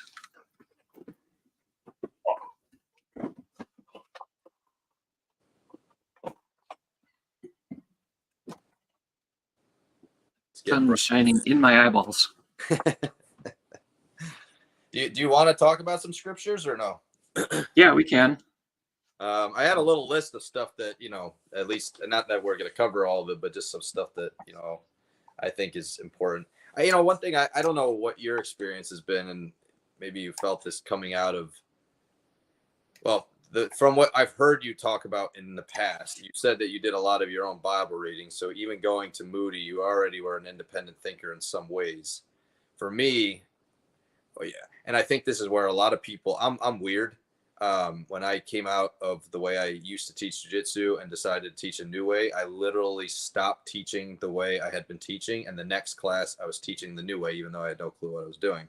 And so I spent 6 to 8 months, very anxious. You can ask my wife. It was not a fun time. I was studying and thinking and trying to like desperately figure out like what I'm supposed to do, because I don't like faking. I don't want to act like I know something that I actually don't know.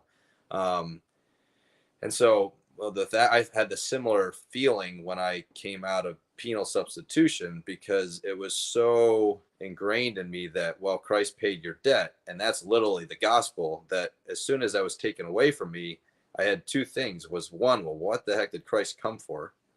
And then the second one was, well, what do all these verses mean? And yeah, and I was okay with that, in the sense that, I wasn't going to continue believing something false just to feel better. But at the same time, there's a lot of pain, there's a lot of like difficulty that comes along with that. And the only reason I say all that is I think sometimes for people that are trying to come out of this stuff, there's a lot of those, what about this verse? What about that verse? How do you deal with this? And, sometimes because they're not willing to deal with that psychological discomfort like I am, and I'm not trying to put myself on some pedestal. I think I'm just weird. I'm strange. I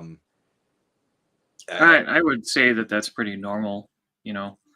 Every time I've had the opportunity to talk to somebody who is still committed to kind of the next word prediction version of the gospel and try to connect it back to reality to them, it's really simple. You just say, well, I don't know what you mean by that.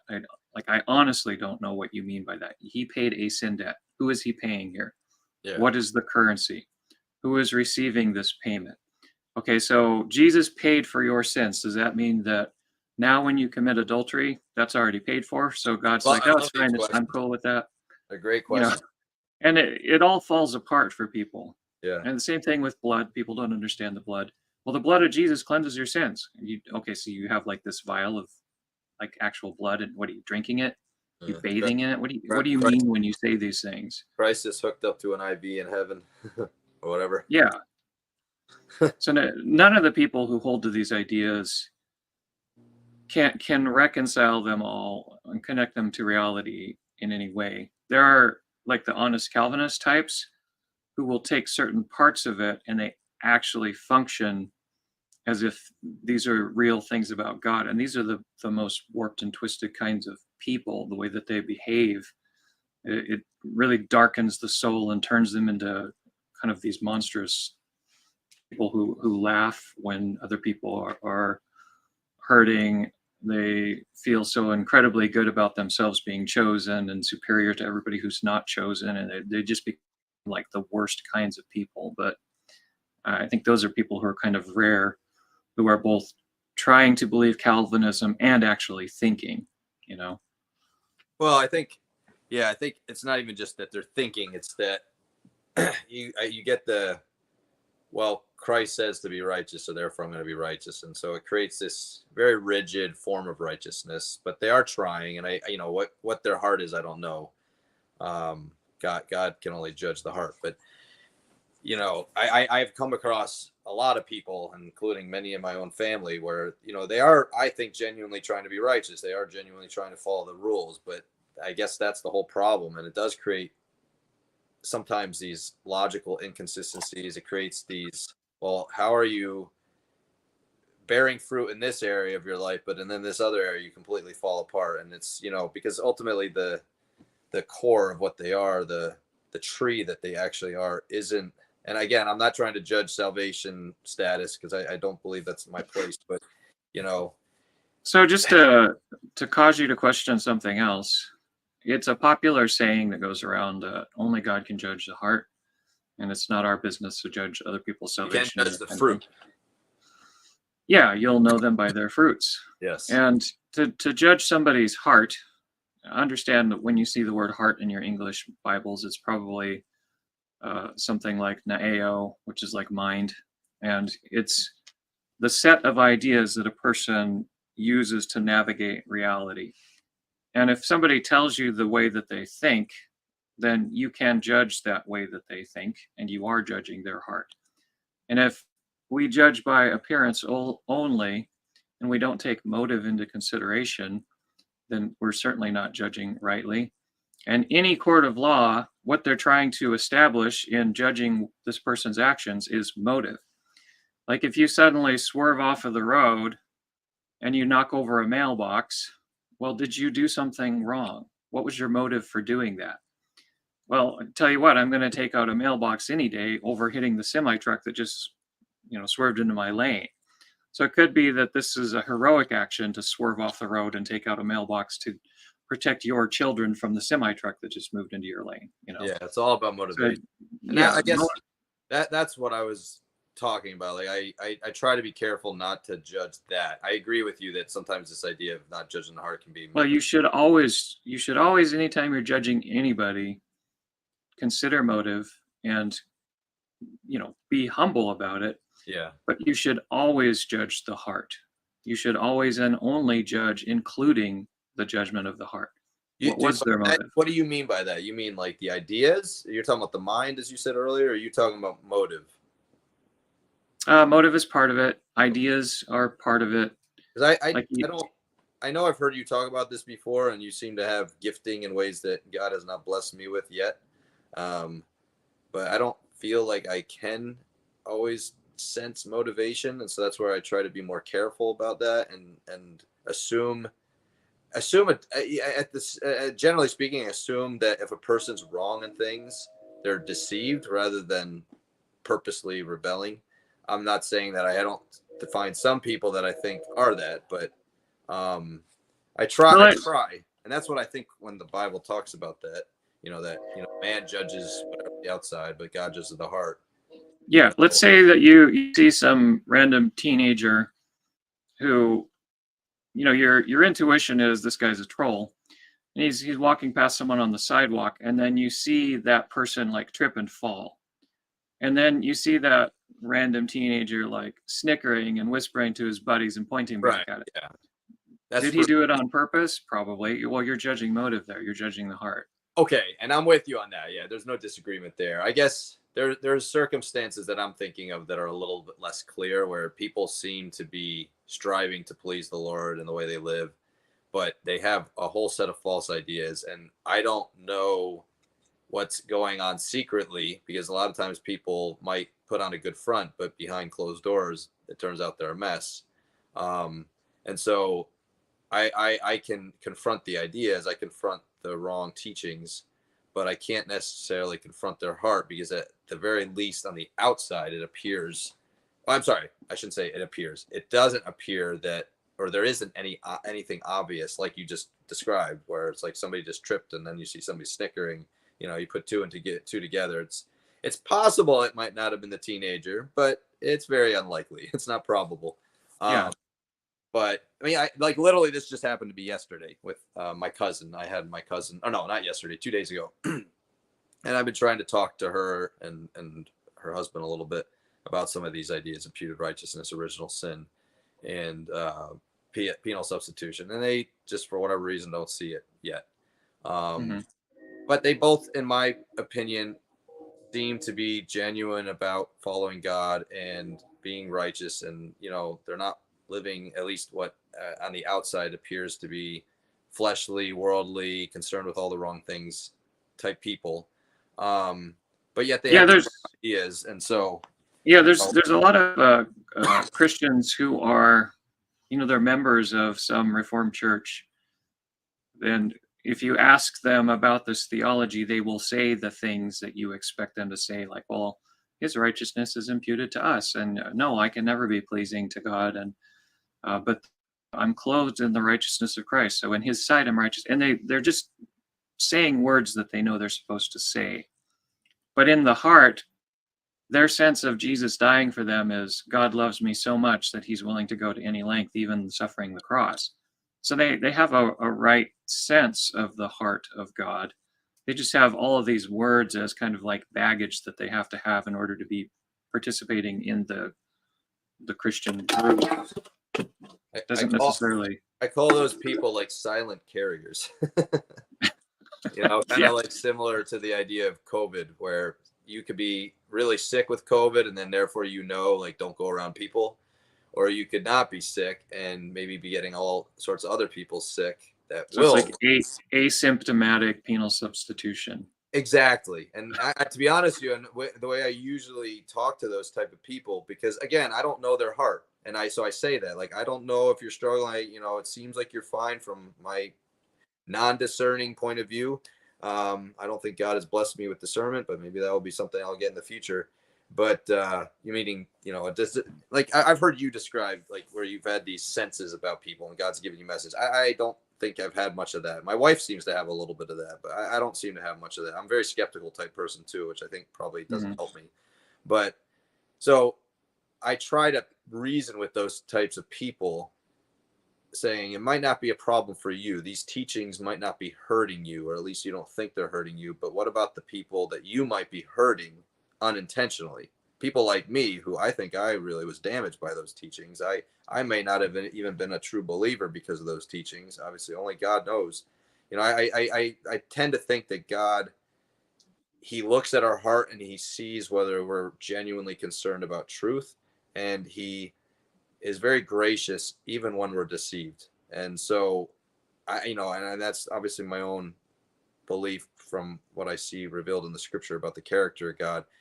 Jonah is one of my favorite examples, right? Jonah is like all pissed off because God showed these people mercy, and he ends the book of Jonah by telling Jonah, uh, the reason I showed these people mercy, why I should show these people mercy, is they don't know their right from their left.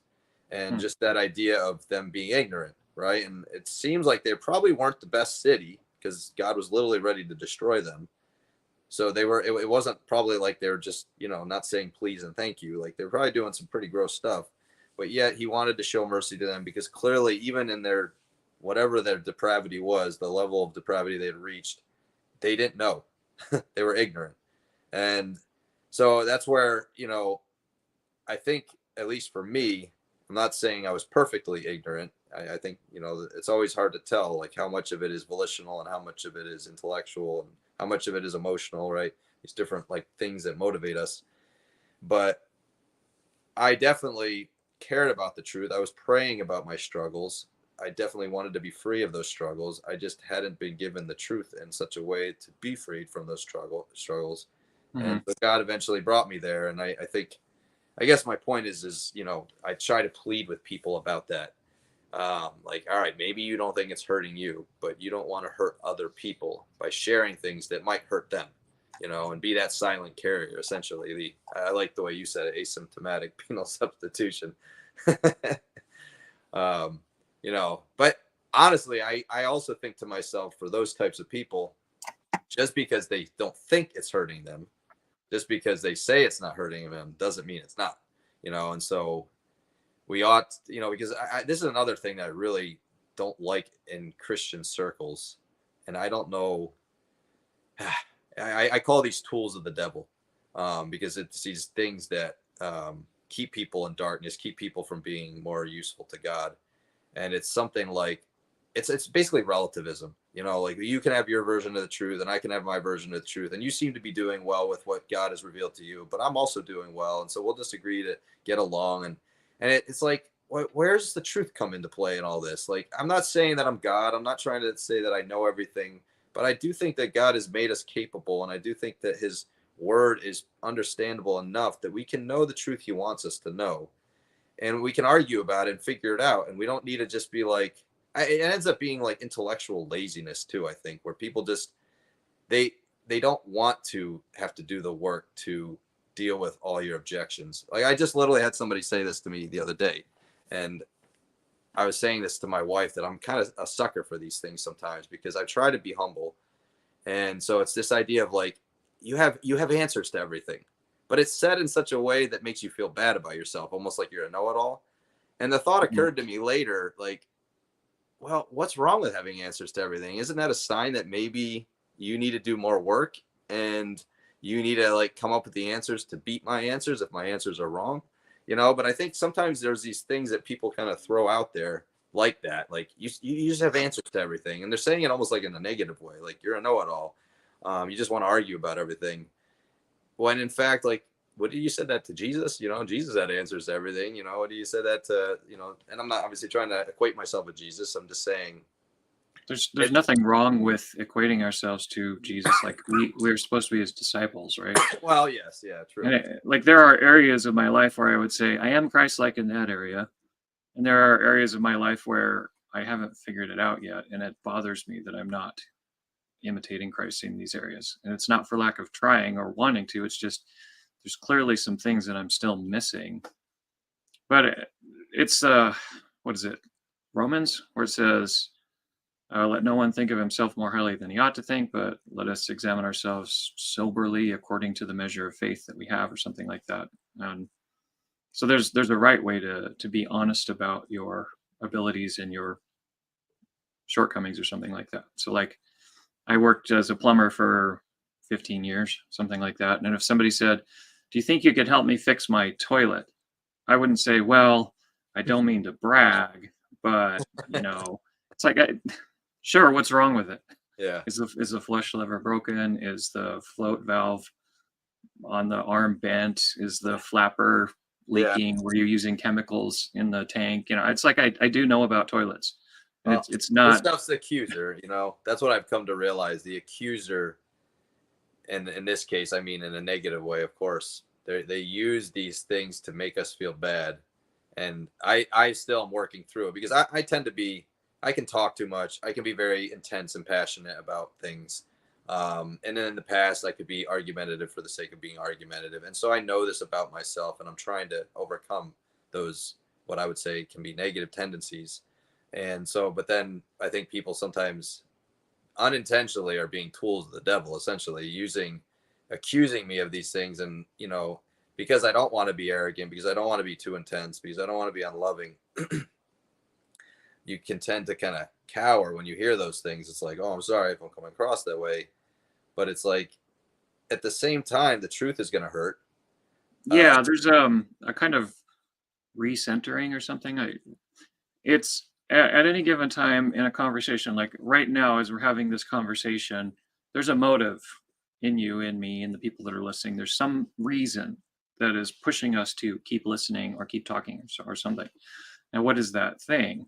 And there are going to be people who want to pick up vocabulary words so they can sound impressive later because they're insecure and they're trying to be accepted or something like that. And they're thinking they might get some cool vocabulary word or some Greek reference or something. And that's legitimately going on with some people. So their motive is something like vainglory or seeking the praise of man, and that's not good.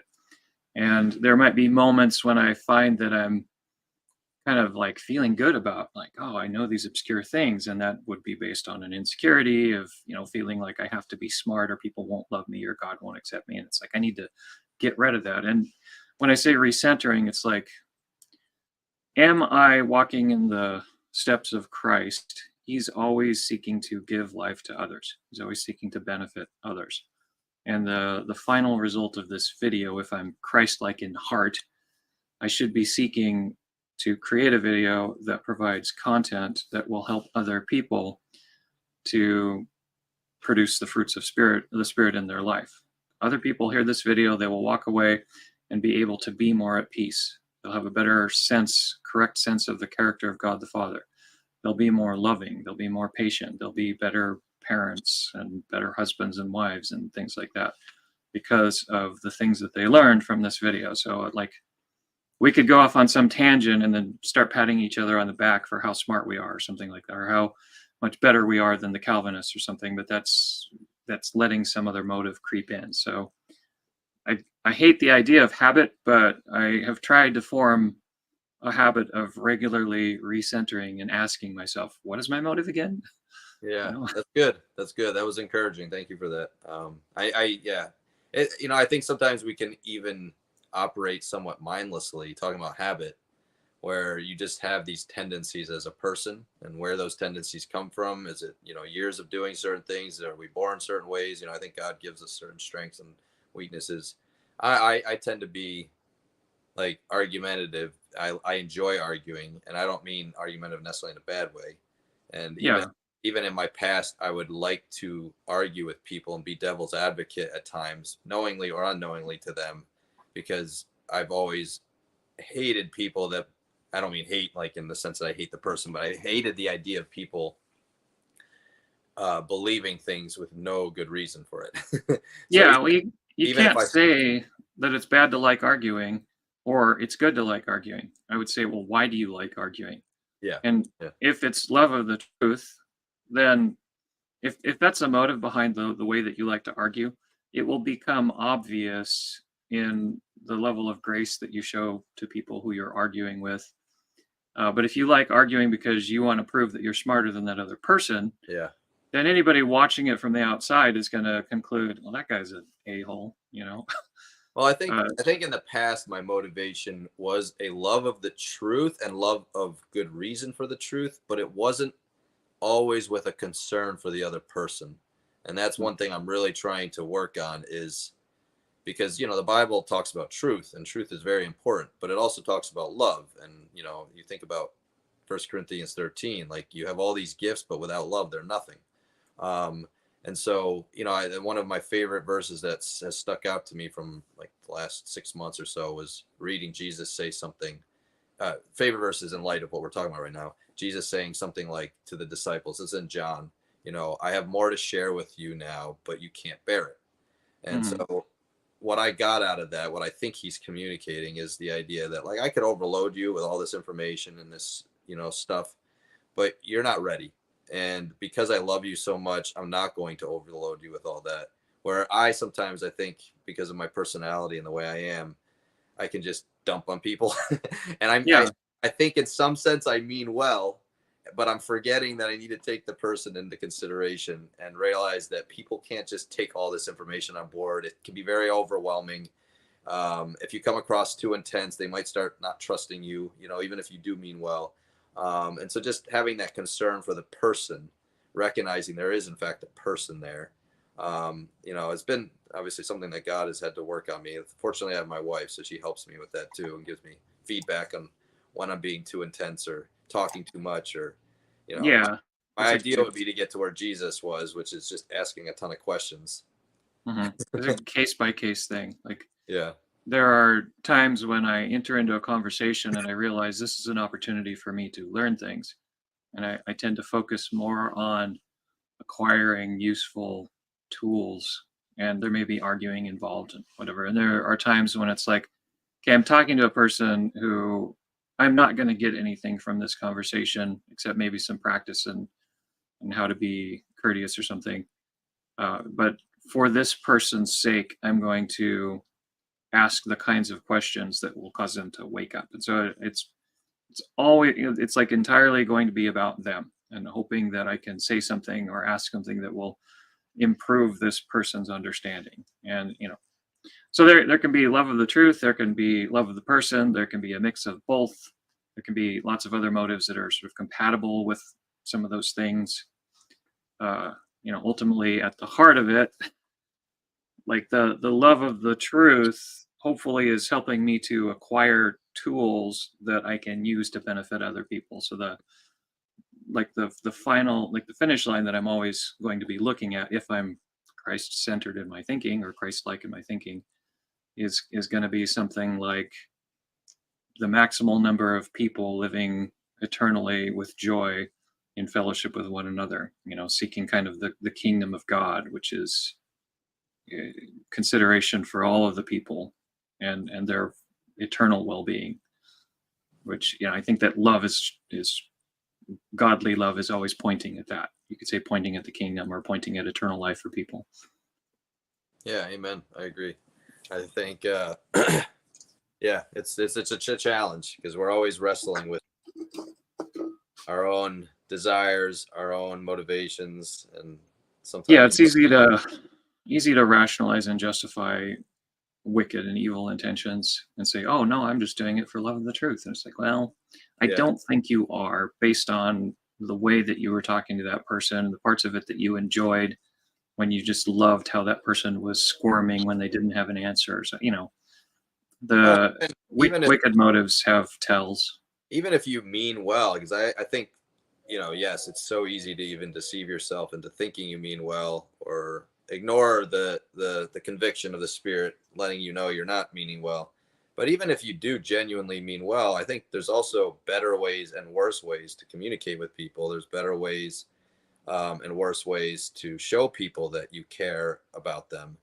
And I don't know if just like there's better ways, and you're a plumber, so you know this better than I do. I've done a little bit of plumbing in my house, but there's better ways and worse ways to probably fix certain problems, and I think, yeah, with, at least for me, this is just confession time, a weakness of mine is not always appreciating that I'm talking to a person, and that certain ways, certain tactics, certain ways of speaking to them. I'm an aggressive type person. I enjoy sport. I enjoy like competing. Like I said, I enjoy arguing, and so I don't necessarily think of it as a bad thing. But not everybody's like me, and so certain tones, certain ways of speaking can be off-putting to some people. And so if my genuine desire is like what you were saying, their eternal well-being, then I ought to refine myself. I ought to strive for refinement, so that whatever's inside that might be valuable can actually get into them too. And the form in which I'm communicating to them needs to be refined just as much as the thing I'm communicating. I don't know if that makes sense, but that that's something that I've had to work on. Yeah. Do you want to, thinking about the audience, and there hopefully will be people listening to this who still have like Romans 6:24 in their heads as proof that Jesus paid the sin debt, for example. I mean, there's a ton of verses that people have in their minds that they're thinking, but the Bible clearly teaches penal substitution. How can you say that? You see like Mike Winger reads Hebrews 10 or something, and he's like, how does that not sound like penal substitution to everybody? Yeah. Well, and I mean, we don't even have to do it all in this conversation. I'd be open to doing another one in the future, but I've done a lot of work on some of these, you might say, problem passages. Isaiah 53 is one of the ones I've done the most work on. But you're talking about Romans 6:23, for the wages of sin is death. Yeah. Yeah. I mean, this hit me not long ago because people use this passage, and it doesn't say the wages of God for sinning is death. It says the wages of sin. So the employer is sin, and it pays in death. I had this realization, like maybe a couple months ago, and it was so obvious to me that I almost felt like I was missing something, because it was like, wait, this is too simple.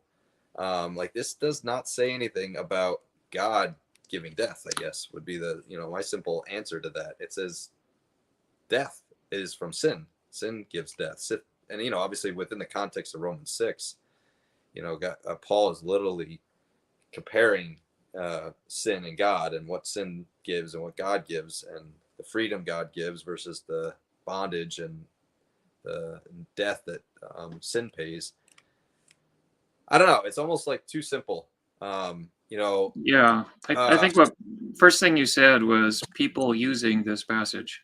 And anytime somebody's using a passage, like what? You're using the Bible instead of hearing it, which means that you have some kind of an agenda, and the Bible is your tool for that agenda. And we should be subordinate to what it's saying rather than having an agenda and using it. I think in all fairness, there's this thing that we do as human beings, which God created us to do.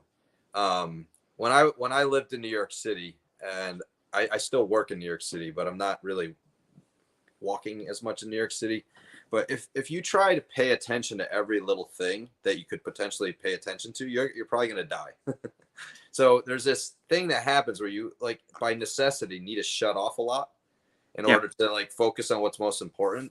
And I think that's what happens with the Bible too, is especially for those of us that have been raised in it, you kind of like over the years shut off a lot of the Bible because, I already know what that's about. And so you can even read the verse and you already know what it means. And when I say that somewhat sarcastically, because you don't really know what it means, but you assume you know what it means because somebody you trusted told you what it meant, and you just trusted that they were right, or whatever, however that belief formed in your mind.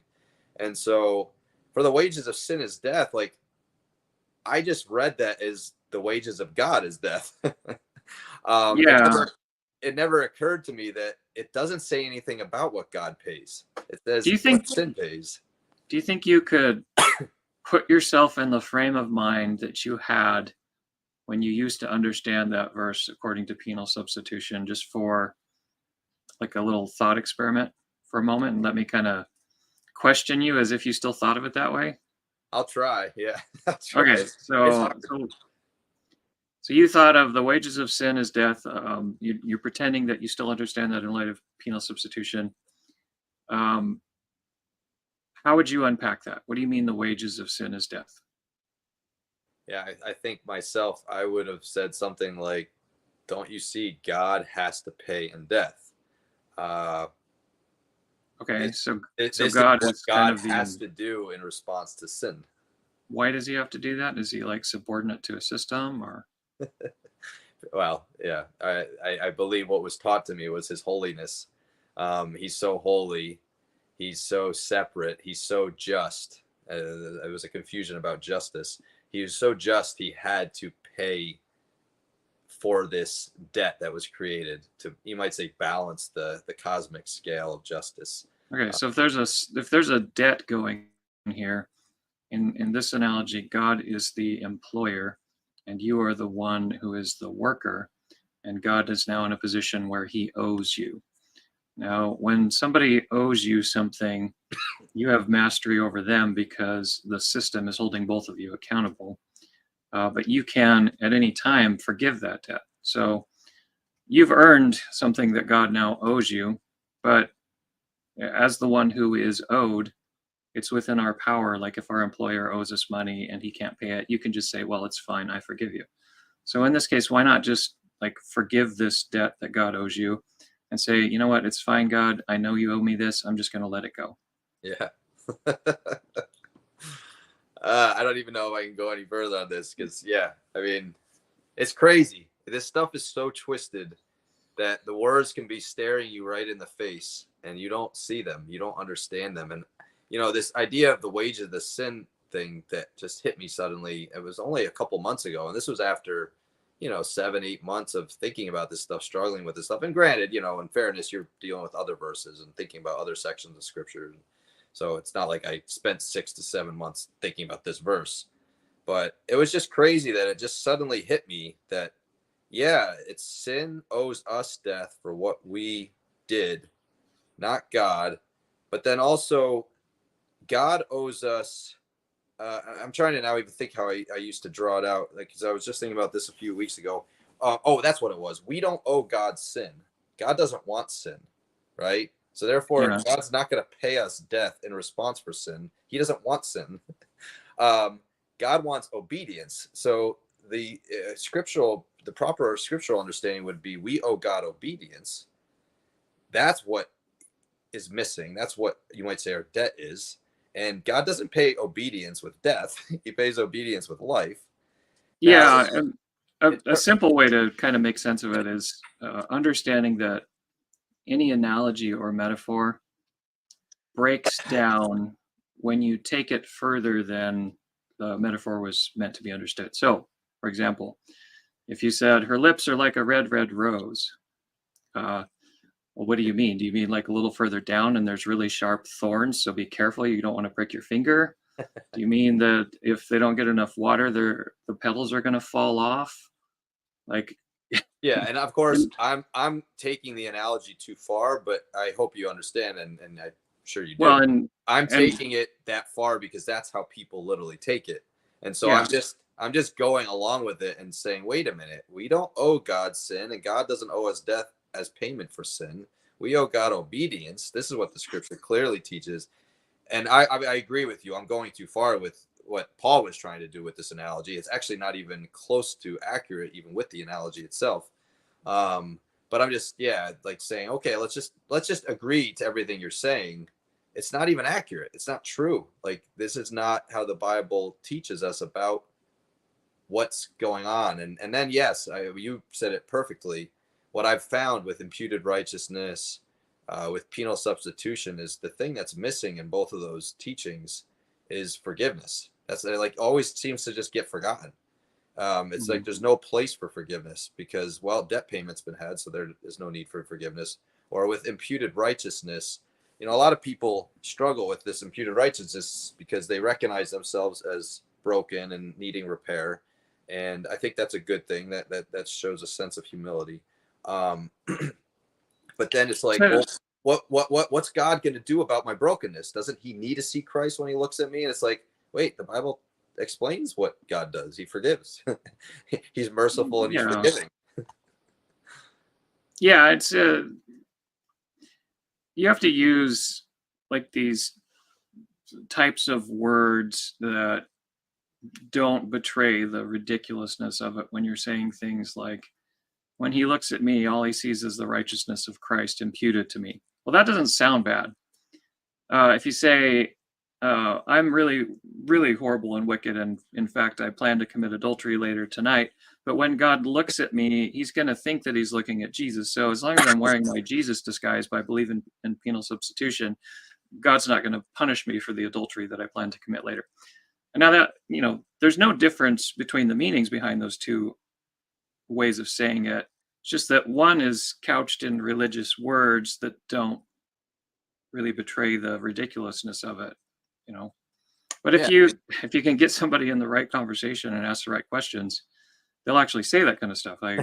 Just down the road is a Baptist church, and I went and had coffee with the pastor, and I was talking about like the Hebrew word tzedek is translated as right, righteous, just, justice, different forms of this, but it's all one concept.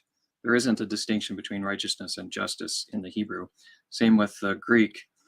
There's the noun form and the adjective form of the word dikaios or dikaiou, but they all get translated, they get translated as declared righteous, declared just, justified, just, but it's all one idea in the Greek. And English readers and translators are putting justice in one category and righteousness in a different category and thinking that there's a way that you can be justified even though in heart you're still unrighteous, and it's it's wrong. So I was talking about this, and this pastor, he says, well, what's the word for the kind of righteousness where you're still wicked but you are legally righteous? I said, yeah, there isn't one. You don't have that. And he's like, well, I disagree.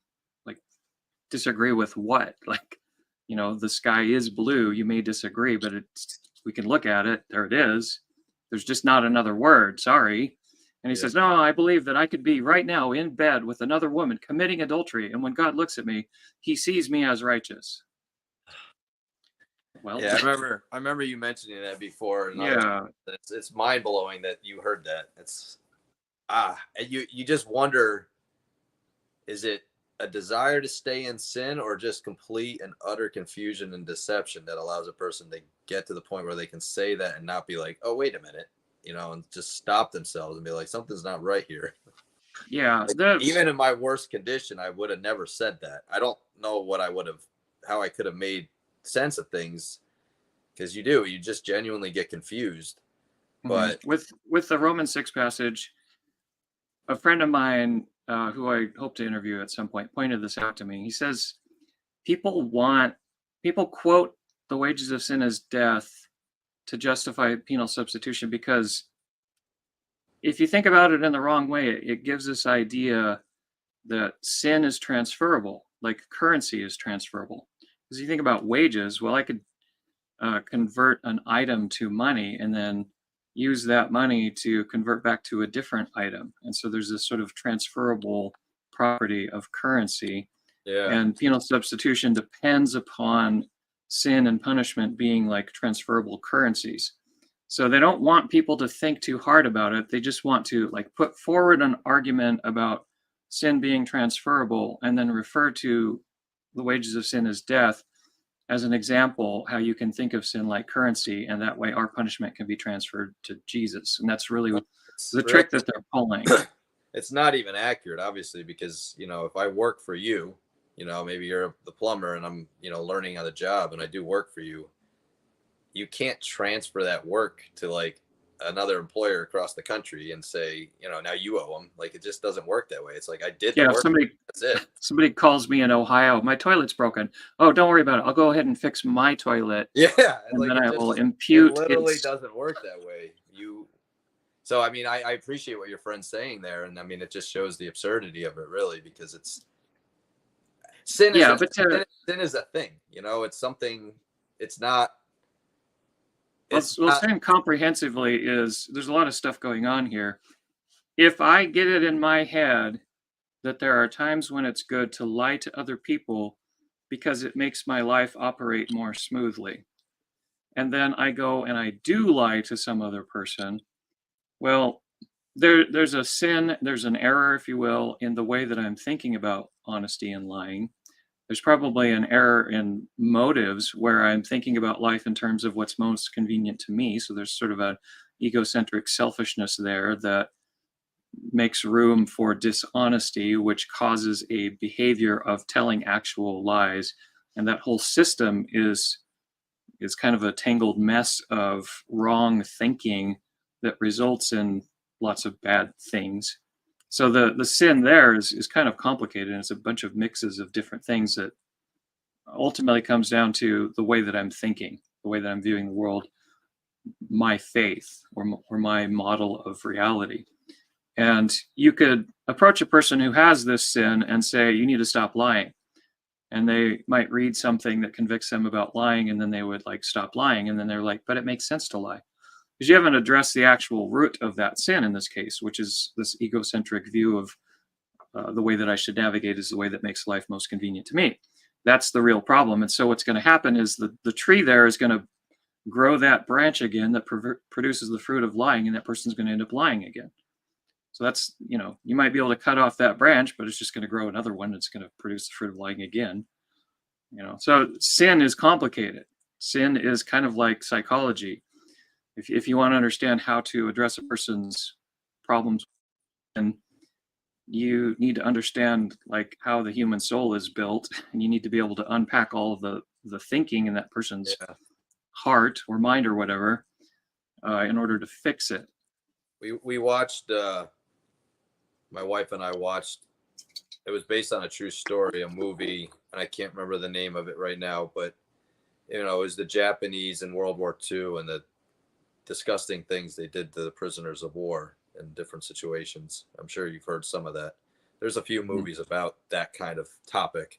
But I just was thinking about this, I guess it was Friday, and thinking about what wickedness, what evil, whatever you want to call it, and I appreciated what your video did there recently about drawing these distinctions between what these words actually mean in the scriptures. But, what we classically mean by evil is the way I'm using that term right now in this modern day.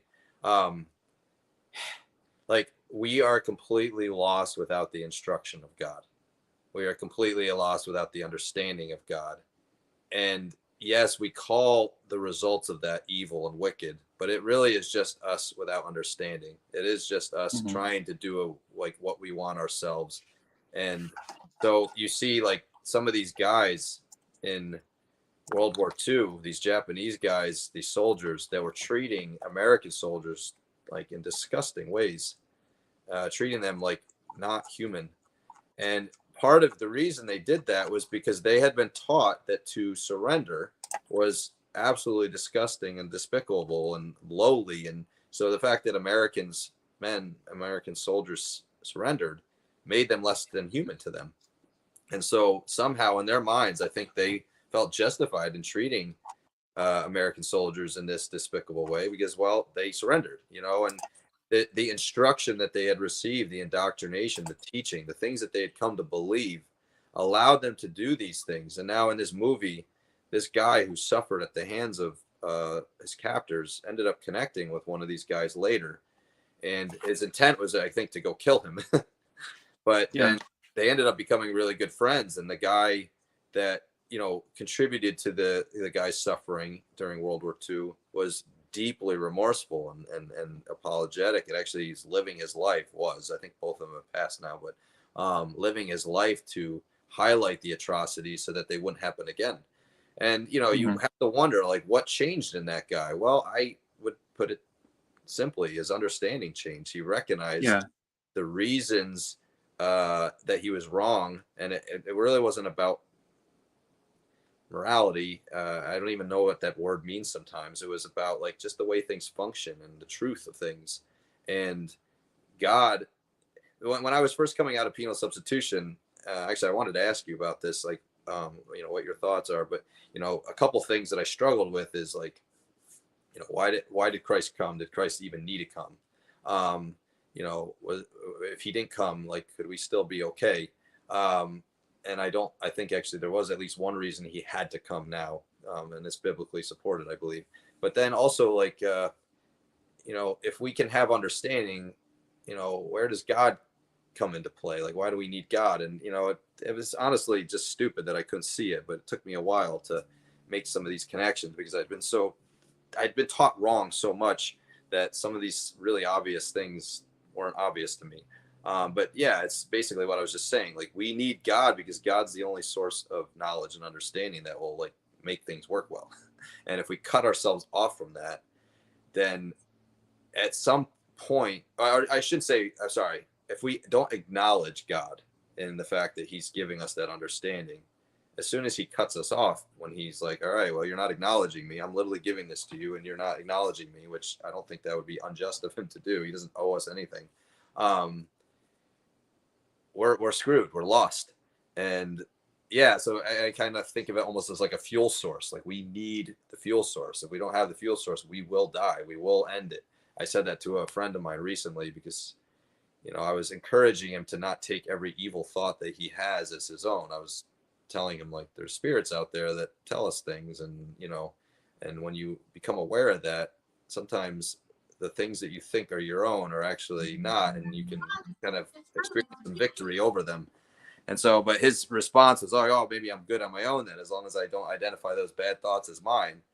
And that my answer to that was, because I didn't obviously want him to go too far with what I was trying to explain to him and feel basically guiltless about any problems he might have. I said, but ultimately you will fail. You will struggle if you don't have God, if you're not connected to God, if you don't have understanding from God, if you're not connected to the proper fuel source, you know, is the way I like to usually say it. And Yeah, those, like, you're saying all of these things, and in principle, I agree with you that we should be connected to God. We should acknowledge that God is the source of all truth. Being aware of that seems good. You also have to understand it. There's a way of understanding it that is maybe more practical. Like, is it possible for somebody who is an atheist to write code that functions correctly for doing calculations on, you know, the shapes of objects or something like that?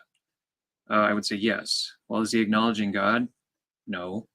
Is he connected to truth in some way that like has predictive power where he can write code that functions correctly? Yes. So, well, what are you meaning when you say that nobody can have any truth unless they acknowledge God? It's like, well, this needs to be thought out a little bit better because we can look around at the world and see there are people who can function in reality without acknowledging God. yeah, just to be clear, I didn't mean that you can't function without acknowledging God. What I meant is, and maybe I did say it clearly, that once God chooses to cut you off for having not acknowledged him, then you're screwed. Meaning you might function your whole life well because God, in fact, does give us knowledge and understanding. But you need to be proper. I guess maybe the better way to say it, I kind of probably said it clumsily. You need to be properly connected to the source. And if you're not properly connected to the source, then once the source cuts you off, you're in trouble. And it seems like God does care about being acknowledged. It does seem like God wants you to humble yourself before him, recognizing him as creator and king Yeah. and savior. And so if these things aren't in place, it seems he will cut you off. Even if, I guess the thing that I was struggling with for a while is, you know, because I like to operate sometimes in these what ifs. You know, what if an atheist went their whole life literally living perfectly? Like they never sinned. Because I would say that I guess theoretically that's possible. Um, again, theoretically, I'm not saying I actually believe anybody's ever done that, but I'm just saying theoretically it's possible. Well, why is that person screwed? Like, why is it that they could enter into eternal life and have a problem? Well, because they were never properly connected to the source that gives them that life, that gives them the ability to even live that life. And so therefore, I think there is a sense in which we need to acknowledge the source so that we can be properly connected to the source. And if we aren't, as soon as that source chooses to cut us off, then we're screwed, you know? And so that atheist got through their whole life basically thinking they were doing it on their own, but they weren't. I don't know if that makes sense, what I'm trying to say, but I don't know. Like of course, I'm going to ask, well, how would it be not sin for them to not believe in God? It's like you can't say I they know. didn't. I I don't know. There's yeah. problems with the idea. I think maybe what you're getting at is this claim, implied claim that God needs to be acknowledged, that God is going to be upset if people don't acknowledge him or something like that. And there may be a way that could be true, but that could mean a lot of different things. So like in Romans chapter 1, it says, you're without excuse. The invisible things of him from the creation of the world are clearly seen, implying that any individual, without having to know God or acknowledge him or anything like that, should be able to look around at creation and come to the conclusion that a purposeful, intelligent mind put this together, because there's really no other explanation for the universe functioning as correctly as it does. And anybody who doesn't conclude that some kind of incredibly powerful and incredibly wise thinking entity, being of some kind, made this happen is just an idiot who's fooling themselves. And you don't necessarily need to be a Christian to come to that conclusion. The implication there is everybody should be able to figure that out. And that would be like the first step in acknowledging that God does exist. So you wouldn't need to acknowledge God first before coming to that conclusion. You'd need to come to that conclusion in order to realize that you should be acknowledging God, right? But I would still, let's say there is an atheist who happens to live a perfectly Christ-like life. They're always kind to others. They have genuine compassion and love for people.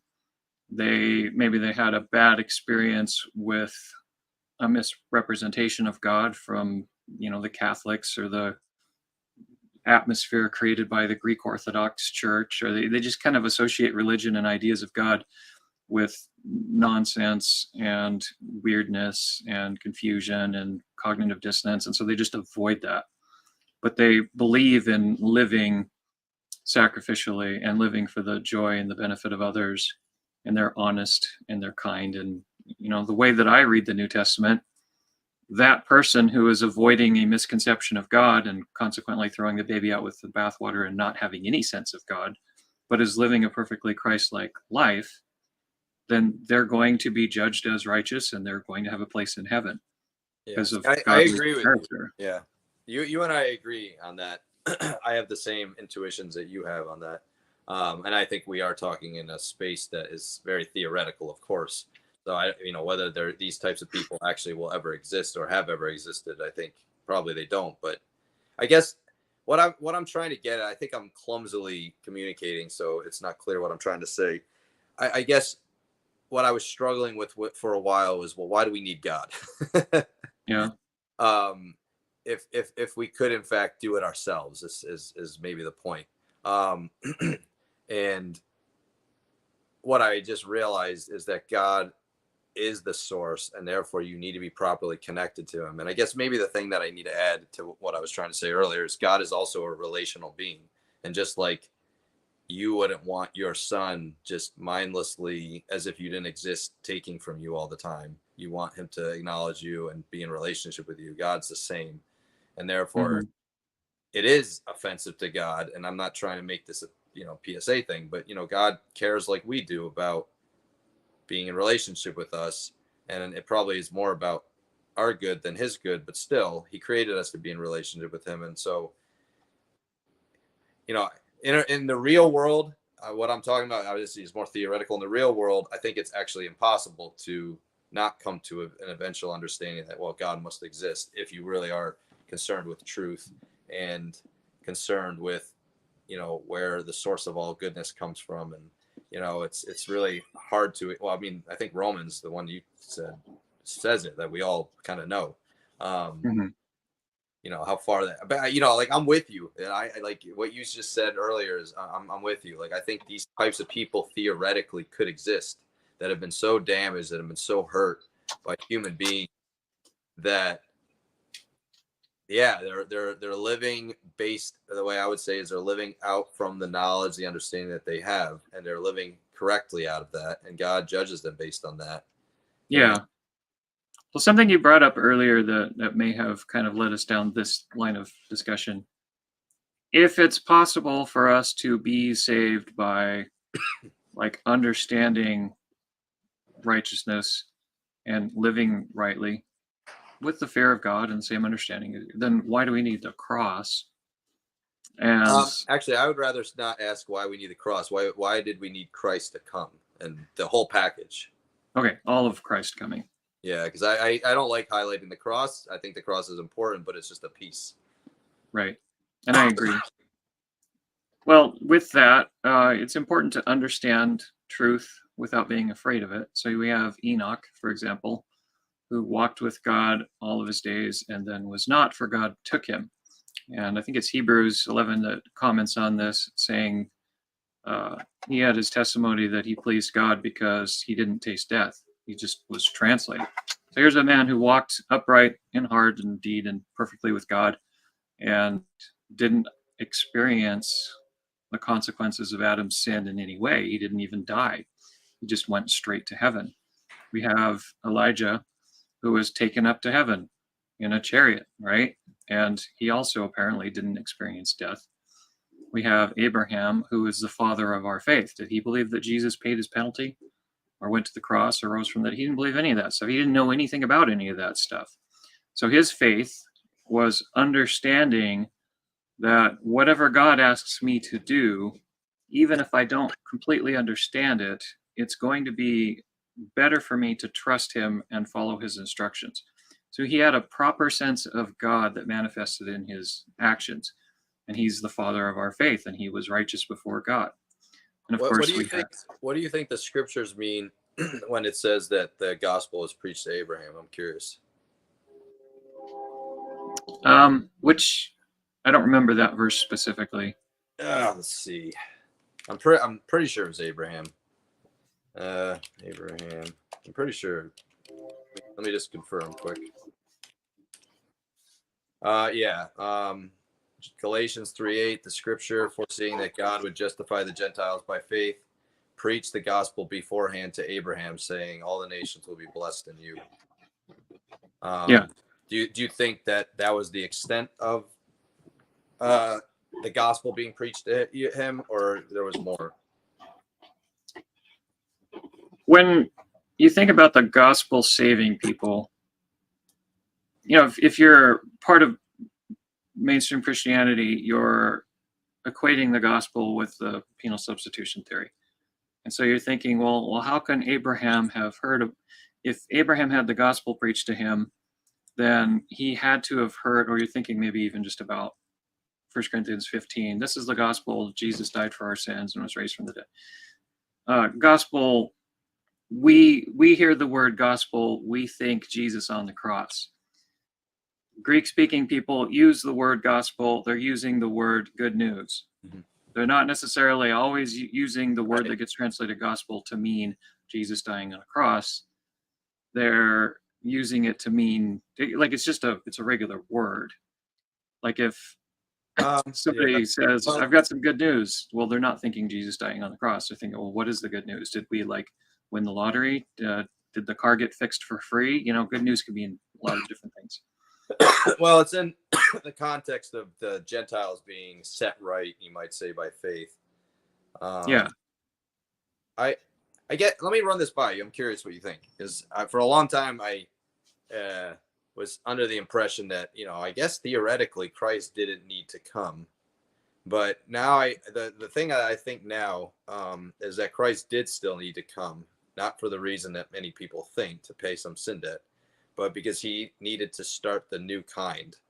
that we are to be born again into, that we are being resurrected into when we die. And for some don't die, right? They get changed in a twinkling of an eye. You might say the new Adam. Romans, I think it is, that talks about this. Romans 5, maybe. And so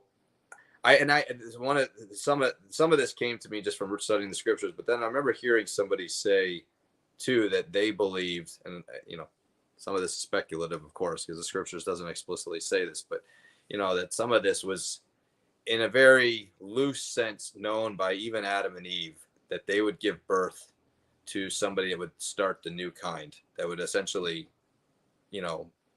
so there was this hope that was had from the beginning. Like, we messed up, our kind is messed up, is polluted, has death, we're mortal now. Somebody's going to come by way of the woman and start the new kind that you'll be born again into. And so when you think of some of these Old Testament righteous people, they had a hope in this. How detailed they understood it, obviously that's speculative, and even a lot of what I'm saying right now is speculative, but I'm just wondering what you think about that. First, do you agree that Christ had to come to start the new kind?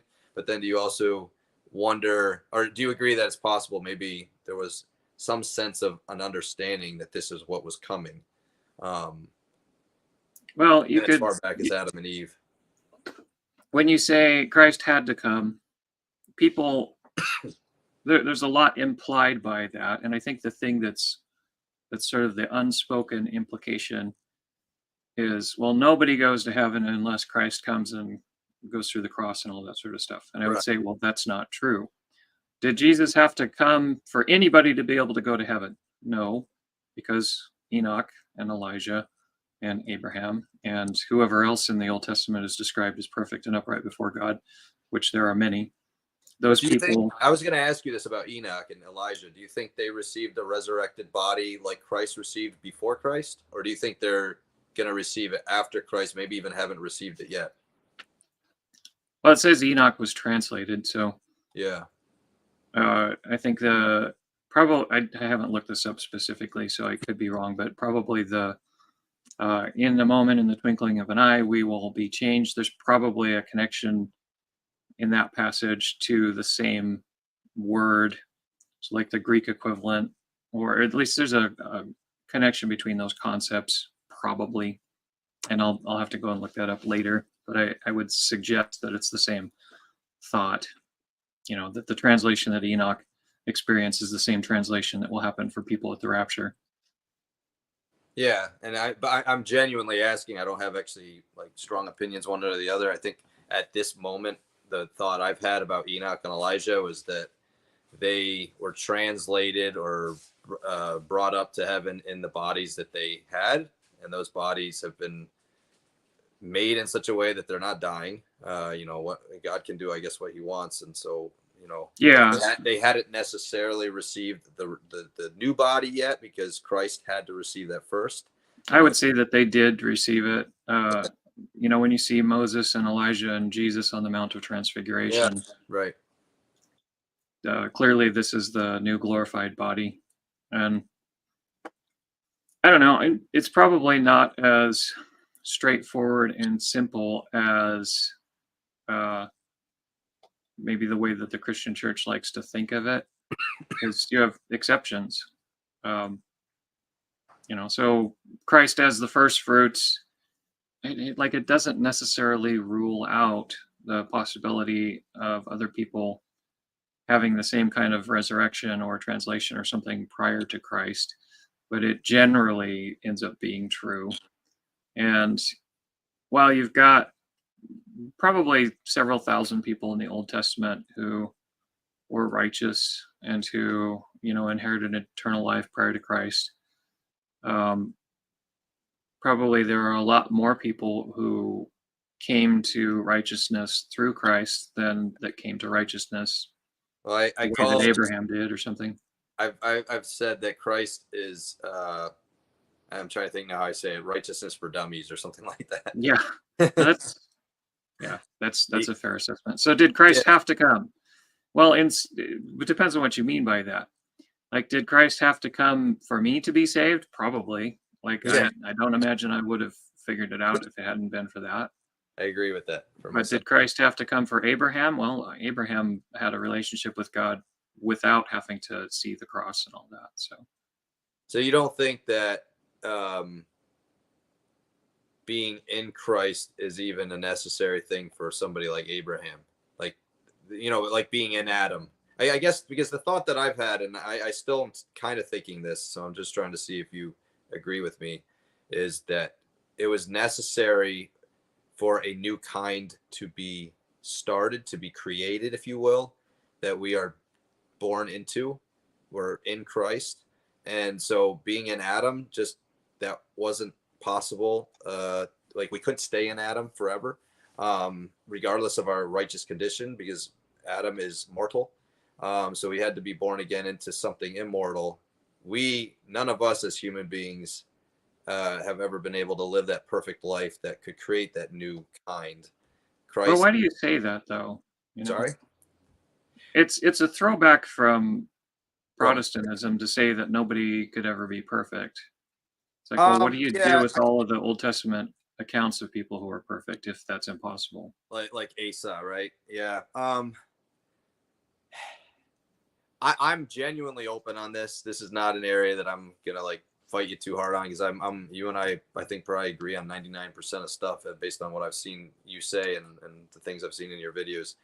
I I guess I wonder if even Asa, right? He's one of the ones that always comes to my mind because it says he was like blameless in all his days or whatever. I sometimes think the Bible just, well, kind of like what you said earlier, that they're like general, they mean the words they're saying more generally, not precisely, like very specifically. It doesn't mean he necessarily didn't ever break God's commandments or sin. It just means that the general course of his life was righteous and Yeah, blameless. there's probably still like a pre-programmed way of thinking about righteousness that is coming from Protestantism, where righteousness in the Old Testament was perfectly adhering to all 634 of the commandments without ever once deviating or something like that. And thinking about righteousness in this way is wrong, as becomes clear when you read David, for example, because David violates the laws of Moses and is righteous before God in so doing. So there's clearly a kind of righteousness that is not perfectly following all 600 and whatever commandments. And David was basically righteousness like New Covenant righteous, Yeah, and it's because hard to know, because I mean the Bible makes these comments that seems like some people did live perfectly. Like I think of John the Baptist's parents, like they were blameless and followed all the laws or something. I can't remember exactly how it's worded, but it sounds like they did everything perfectly. yeah, Um, and but I guess my thought is like I do believe, what is it? For all have fallen short and for all have sinned and fallen short of the glory of God. I'd have to look at it again, but I do tend to think that literally is referring to every person ever. Um, and that the reason that we all fall short is because we're born with flesh. Some of this I've gotten even from you. Like I like the way you think, and it sounds right to me from what I've studied in the Bible. You know, um, but the idea that we're born into a world, we have the flesh that pulls us away from what's right. And if we don't have the spirit, if we don't have understanding, we're going to inevitably follow the flesh. yeah, And it's not even necessarily this evil, disgusting, wicked thing. It's just like we're lost. We're like sheep without a shepherd, like, and you see in the New Testament and Christ teaches. We have the world kind of pulling us away, right out of the bat, like from conception. We're hearing our parents arguing. We're hearing our parents, and obviously some people, I don't think it's a coincidence that Jesus and John the Baptist were born to righteous people.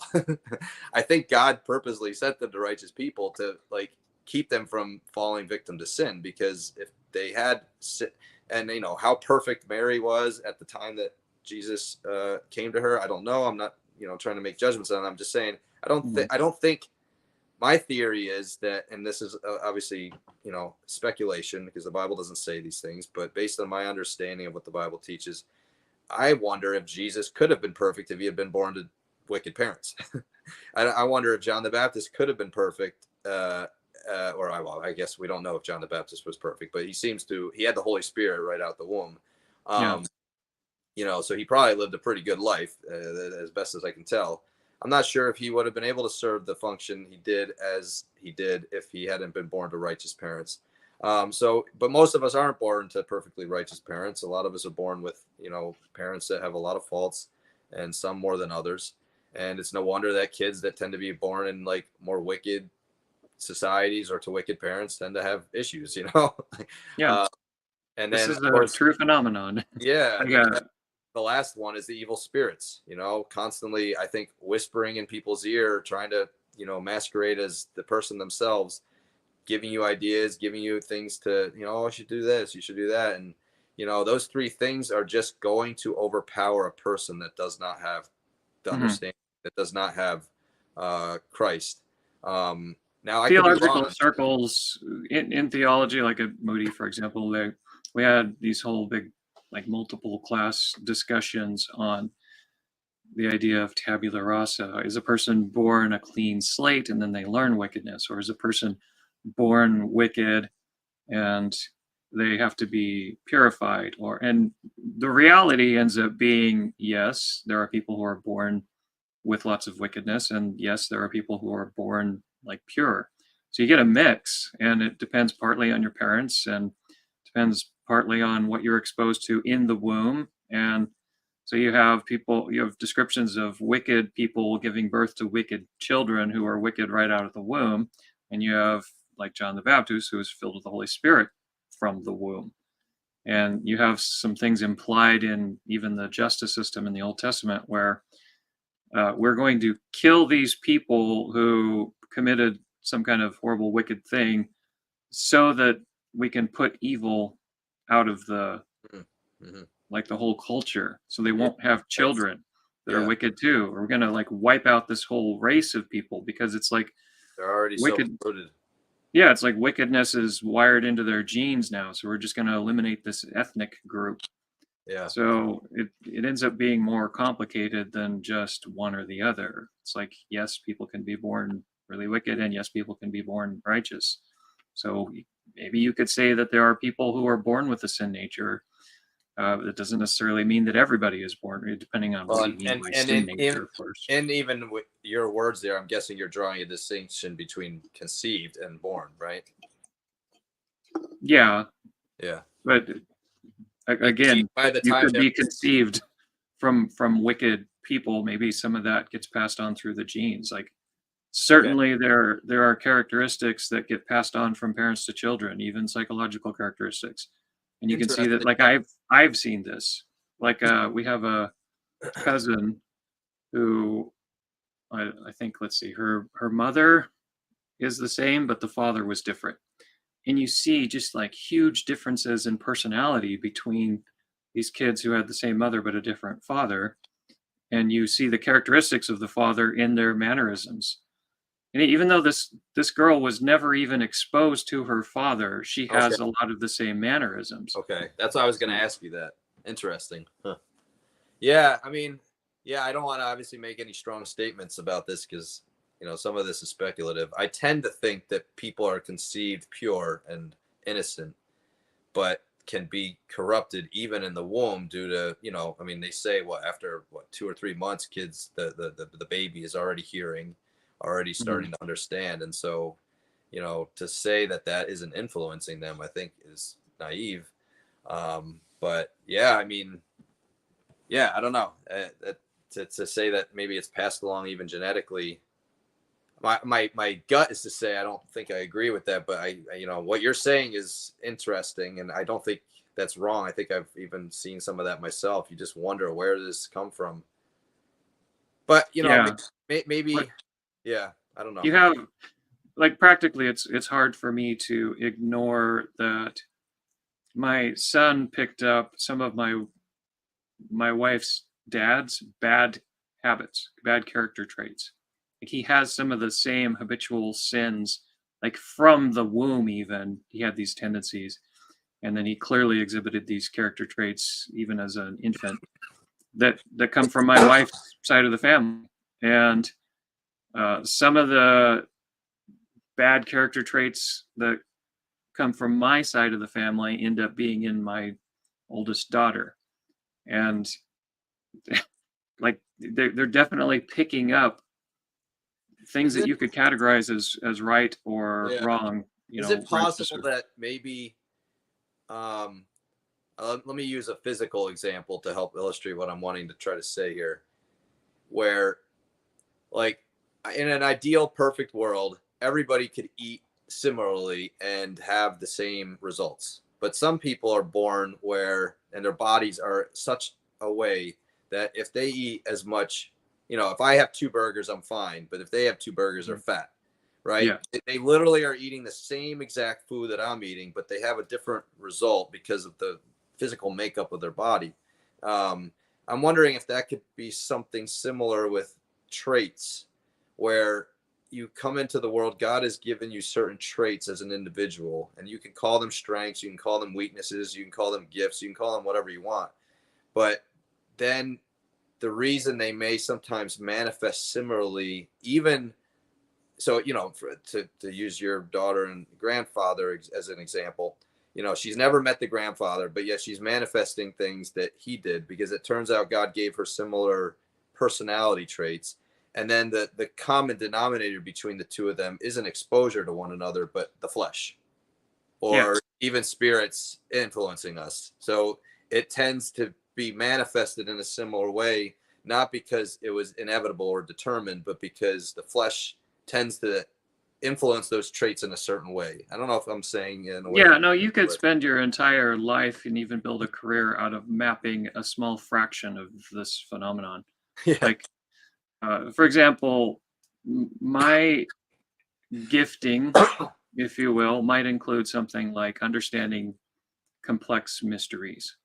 So the person who has the ability to see a lot of complicated data and how it all relates to every other portion of that data could maybe be good at solving a Rubik's cube, right? Because you turn one side of it and it affects multiple things simultaneously. So you have to be able to manage multiple things happening that are all affecting each other. And those kinds of people end up being good at writing software. The software is very much like that. And so for the past 15 years, I actually left plumbing. I was a software guy, and it just came kind of naturally and easy to me. And with that, like if you mix being a troll with being able to comprehend complex systems, you can get really good at being a troll. And you can, like if somebody was a comedian and a heckler was trying to interrupt or whatever, they'd be really good at just humiliating that heckler because they're far superior in their understanding of complexity and things like that. And so somebody who is really good at understanding complex systems would be prone to a particular kind of sin if they mix their gifting with something like a kind of malice. Trolling is sort of malice. Or somebody who is incredibly discerning of spirits. Like they could look at a person and just read everything about that person. There's this guy who is a semi-famous YouTuber, C.S. Joseph, and I don't mind mentioning him because people should be aware that this guy is bad news, or at least currently. He could be redeemed or something, but like right now, this guy, he's sort of like a cult leader. He's very wicked. He does some pretty horrible things. And he's made his career. Christian circles. I think he claims to be a Christian. I don't But know. I don't know who this is. That's why I'm asking. I've never heard. Well, of his content is Jungian psychology with his own spin on it that is masquerading as the Myers-Briggs personality stuff. But it's kind of not really that. It just uses some of the same labels in order to attract people who are interested in that set of labeling, which is where you hear like the ENTJ or INTP personality types. It uses a lot of those same terms to put forward a version of Jungian psychology that is not the mainstream version of the Myers-Briggs stuff and whatever. But this guy is very discerning of spirits. Like he can look at a picture of somebody and tell you obscure facts about that person that he has no way of knowing just by picking up on, maybe it's supernatural, I don't know, or maybe it's just really subtle things in facial expressions. Now he's taken his ability to discern spirits or like read these subtle things about people, and he's essentially used it for a particular kind of evil to become something like a polygamous cult leader. And that would be like one example of a person's gifting combined with certain sin results in a particular kind of wicked person. And so, but all of this, it's like it is complex. Well, it'd be It is interesting. nuanced. The example you used earlier, I think it'd be interesting because you said about the kids that were raised by the same mother but had different fathers, and you see the traits of the father they never knew in them. But what would be interesting would be if you could take that same kid and raise them in a completely different culture and a completely different, because I would say that probably my guess is that the woman, being the common denominator, maybe was interested in similar men, and they obviously all share maybe certain cultural values. And another thing I was thinking, some of this starts getting a little bit crazy, but our evil spirits like tend to gravitate around certain people and influence their offspring. And I don't know how that works. That's something that the Bible doesn't really talk very clearly about. But so maybe I guess my thought is I just want to, now that I've let go of original sin, I always want, and I'm not saying that you're thinking these things or trying to say these things, I'm just saying it for myself. I do believe that we are born and we're not determined to be a certain way. We might have certain attributes, we might have certain traits, and they can be abused. And they may even end up being abused in similar ways by people with similar traits, especially when they share culture and time and whatnot. But yeah, I don't know. I guess the idea of sinful tendencies being passed along genetically seems kind of, I want to fight that idea, but maybe I'm wrong. I'm open to being wrong, but Well, even if it's true that maybe lying runs in the family and this kid gets, from the time of being born, gets adopted and sent somewhere else, and he has the same habitual lying tendencies as his genetic family. Well, does that mean, if provided that this could happen, let's just pretend like it could happen. Well, that doesn't mean that it's fixed. It doesn't mean that he can't repent and be changed. yes, It doesn't mean he couldn't have an encounter with Christ and put away lying. And so I would say everything could be changed, even down to, I think your DNA could be rewritten by a miracle of God, and your physical body could change. Like I have personally experienced and also heard lots of different accounts of people who genetically have certain allergies. When they go through like a repentance and a paradigm shift and spiritual changes and character changes, then their allergies go away. They're suddenly like their physical body also changes. So like I used to be super allergic to anything related to oak. Like somebody burns oak on a fire, if I get near it, I'll be sick for 2 weeks. I tasted an oak aged brandy at one point, and same thing, like nausea and vomiting and just like flu symptoms for days because of that. And I went through some major spiritual changes, confessing sins that I didn't even know were sins, and putting away certain behaviors and realizing things. And when that happened, I got like, I actually vomited at the paradigm shift. It's weird stuff came out of me. And then I gradually noticed I was no longer allergic to anything related to oak. Like I could burn a big pile of oak hardwood floors, and sniff the fire and like not even feel irritated. Just massively change that. So I would say all the way down to your DNA could even be rewritten. Do you regardless of, I've heard people say different things like believers shouldn't get sick, and that is like believers obviously that are following God the way they're supposed to. Obviously I'm still deconstructing from a lot of the stuff that I was brought up in, but it is interesting that Jesus is never said to have been sick, and it doesn't mean he wasn't sick just because it doesn't say he was never sick. But it is interesting because it does seem that the New Testament writers wanted to show that he like experienced all the things that we do, but yet for whatever reason that one's missing. And it is also interesting that I don't think, and you can maybe correct me if I'm wrong, but besides people that are said to have just sinned and maybe are now paying the consequences, like I'm thinking of the passages in Corinthians, I think it is, with the communion, like, oh, you guys are getting sick because you're doing this. Mhm. Believers aren't ever said to be sick either, right? In the New Testament. And I could be wrong. Maybe tell me if I'm wrong on that, but You definitely have believers who are sick, like Paul's thorn in the flesh. Paul was probably a believer. Seems like he was. But was he the thorn in the side a sickness thing, you think? I don't think it says that, does it? says, yeah, it says specifically it was an infirmity in his flesh, right? So it Okay. uses this. If there is a way to communicate that he had a physical illness or some kind of sickness, uh, there's no way to communicate that more strongly than the words that are used to Okay. describe his physical infirmity in his flesh. It's I like, didn't realize that. Yeah. Okay. All right. yeah. So then that just cuts off that idea then.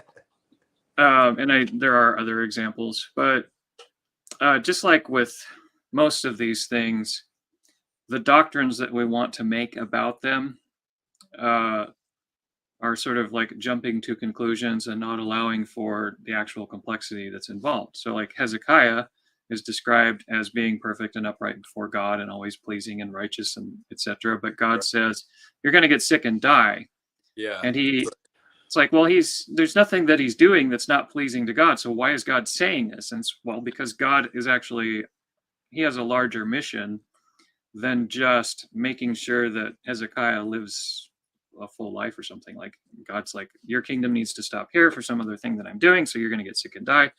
And he's like, oh, but God, I don't want to. And he pleads with him, and God's like, fine. So God changes his mind and extends his life 15 years, right? So God was planning to make him sick, and it wasn't for anything wrong that he did. But it is the case that in the vast majority of cases of people getting sick, it's because of sin. So, most of sin and most of sickness and most of death and most of infirmity and most of chaos and most of these things that happen to us are caused by sin or the result of other people's sin creating complexity in our life, problems in our life, chaos in our life, whatever. If there were no sin, then there would be no suffering, there would be no sickness. And in the New Testament, you seem to have an intimate connection with evil spirits as well. And that's not always a result of sin. I'm thinking of the kid that was sick or had some issue, and Jesus explicitly tells the people when they ask if it's because of sin, he says no, but so that God could be glorified in I guess the rescue. Yeah, as a guy who was born blind from his mother's womb or something, and right. Did his parents sin? Or it's like, no, this is for the kingdom of God. So Yeah. you definitely have people who are sick, not because of any sin that they committed, but for other reasons. Yeah. And you definitely have people who are sick specifically because of sin that they committed, explicitly because of that, right? And you have people who, when they repent of their sin, their sickness also goes away. So all of these things need to be approached with humility. And anybody who jumps to the conclusion that, well, all Christians get sick and it's normal. No, that's not necessarily the right way to think about it. Or somebody comes to the other conclusion. It's like reality is more complex than the blanket statements that end up making their way into theology. Yeah, and that's why I always like to talk and distinguish between me speculating and talking about what the Bible actually says, because I think there's nothing wrong with speculating as long as you announce it. As long as you make it very clear, and even then you got to be careful, because sometimes people take your speculation and run with it, but yeah. Maybe it's good for me to say really, really stupid things occasionally that people recognize as being moronic. That way they don't think that I'm some great teacher, right? Maybe there's some wisdom in that. The question is, did Jesus do that? I don't think I would do it intentionally. Yeah. You don't need to do it intentionally. You just we do it just because we're human, right? Human without Christ, I don't know. Well, and there's a distinction between sin and maybe a lack of maturity. So there are things that I'm learning about how to be Christ-like that I haven't learned yet. And I would say I haven't fully attained to the resurrection yet, right? I haven't walked on water recently. I haven't raised the dead. I have seen other miracles happen through my life, and I've seen things that I would describe as spiritual gifts operating in my life. And this is supposed to be normal for a Christian. You're supposed to have the miraculous as a semi-regular or maybe regular part of how you interact with people, right? And maybe if this is not happening, I would say there's something very, very wrong with how you're thinking about God or how you're walking with God. If you have nothing, like no manifestation of spiritual gifts in your life, there's something very wrong. You probably have a set of ideas or a perception of what Christlikeness is that God is not willing to endorse by putting miracles into part of your regular life, right? Because miracles in a person's life is sort of God's stamp of approval. And it seems plain to me that churches that don't experience any kind of miraculous power in what they're doing, because God is not endorsing their message. And, the way that churches respond with this is by coming up with the doctrine of cessationism, which is just trying to normalize this lack of God's endorsement on, what they're doing. But, I'm not walking on water, but I'd like to. I'm not raising the dead, but I'd like to. I'm not very often laying hands on sick people and seeing them get healed. It's happened a few times, but it's like, I don't always know. I can't always feel those situations out. Things that are sort of more regular for me, I can look at a person, start praying for that person, start thinking about God's love towards that person, and I will get odd specific details about what's going on in that person, and then often be able to help them to kind of grow past something or forgive a person, or and that's semi-regular, and I kind of like know how to engage that and do it, whereas I don't know how to engage the gift of healing and do it, but there are people I know who they just have a sense of when a person is ready to be healed and when it's right to go and lay hands, and they frequently are able to be God's instrument, if you will, or to exercise the gift of healing and see people get healed. So, but I say that in making the distinction between maturity and perfection, right? So, Well, I think habits too. You said earlier about not liking habits, but I think in order to replace bad habits, sometimes you have to put in place good habits. Because I find myself still at times doing things that I have come to believe aren't healthy, correct, Christ-like, but it's habitual. It's like, well, this is what I've always done. And so the idea is to try to break that habit. And I sometimes think of this idea of what Christ says with the person that has the spirit cleaned out of them, and it's all nice and clean but empty, and so then 7 spirits come back and fill its place. Mm-hmm. And I think what Christ was trying to communicate there was the idea of like, you need to fill the space with something. And this is where when you take false ideas away from people, sometimes there's this vacuum that's left there and they need to fill it with something. And so if you don't have anything to fill it with, you can leave them feeling and being quite vulnerable. But also in the realm of habits, I think most of us, maybe all of us, just like we have to cut off a lot of information, perception to survive, we also have to create a lot of habits to survive too, because we can't constantly be thinking, oh, what do I do here? What do I do here? So we end up with these habits of like, oh, this is what I do here. This is what I do there. And we almost go into like robot mode where it's like, this is just what I do at this time when this happens. Yeah. The problem is when you're in Christ, there's bad habits that have been formed. And so now you need to break them. And I guess filling the void would be something like putting a good habit in its place. Yeah, it can also be like the house that is rife for inhabitation with a particular wicked spirit. A person's set of beliefs, in a way, is the kind of house that they are. So if you have, like let's say there's a specific person I know that I'm thinking of who failed as a father, and wife left, kids won't speak to him, he's in his 50s, and he's just sort of failed at life. And he thinks of himself as a failure, and he's trying to compensate for that with the one thing that he's good at, which ends up being his job. But because he's constantly like compensating for these insecurities, he tends to exaggerate his abilities. He tends to put forward bad products that look good because he's trying to sort of meet this need or affirm his worth in spite of this failure as a person. And it's just this big corrupt bunch of problems. And then he gets royally chewed out by his boss for doing some stupid thing that ends up costing the company money. And he promises he'll never do that again. And for a while, he doesn't do this like smoke and mirrors product that only looks good when you run it on this one instance. He's more careful, but it eventually comes back and it starts happening again. And it's worse this time. And it's because the deeper issue hasn't been fixed. Yeah. So they've cast out, they've like maybe cut off this particular branch, but that branch grows back again and it's worse because he hasn't basically changed that house. So this house is still accommodating to these kinds of behaviors that are trying to compensate for that insecurity. And Right. so, The root problem hasn't been addressed.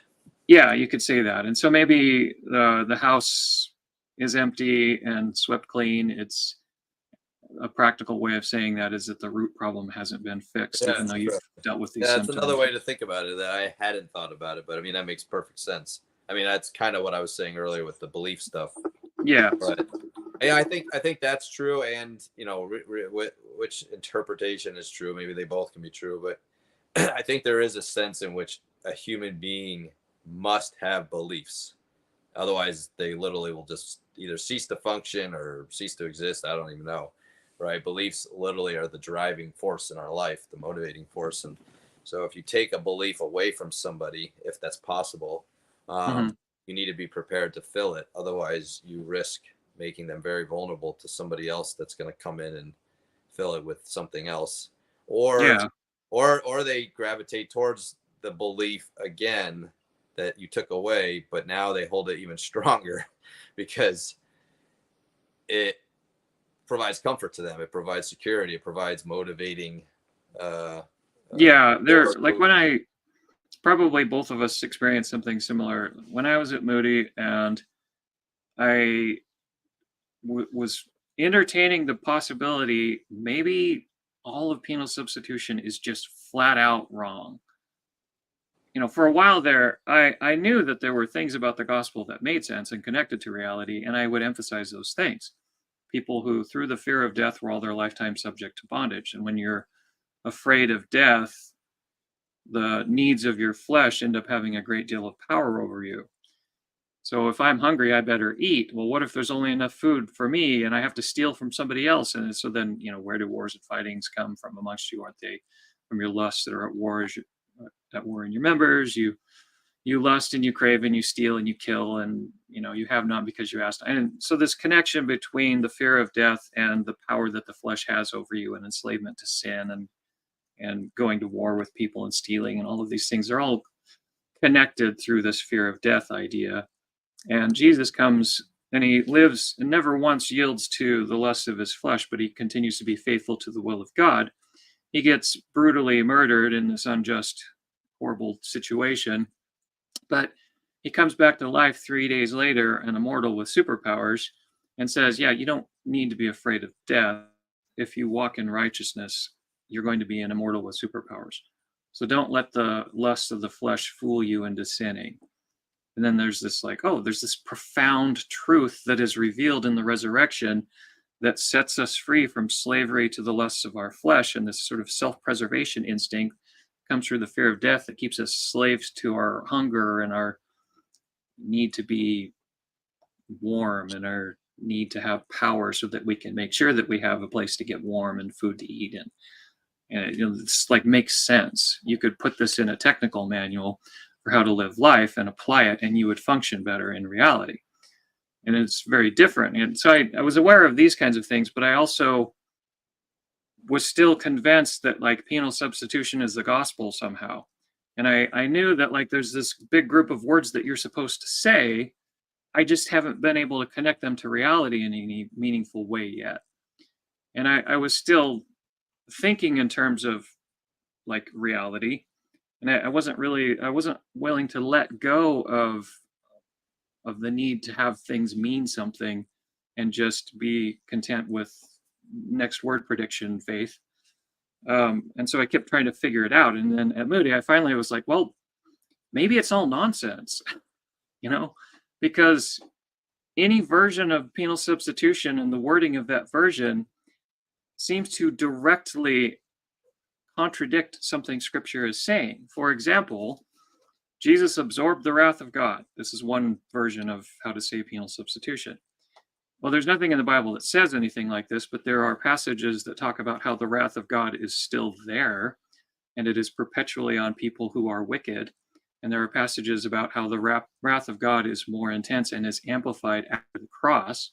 So if you're going to make the claim that the wrath of God went away, then you have to deal with the fact that the Bible explicitly says the wrath of God is still there and it is now more intense. So you are the one that pointed this out. I don't think I discovered it on my own. I'm pretty sure it's you about how early in just before Isaiah 53, Isaiah 52, Isaiah 51, it literally explicitly says that the wrath of God is going to be poured out on those against him. I don't remember exactly how it says it, but it's like right before Isaiah 53, the passage that's supposedly about the wrath of God being poured out on the Son, it says actually who it's being poured out on. So you have verses like that in the Bible as well, which is just like, yeah. But when I realized, I think it's okay to just drop all of penal substitution.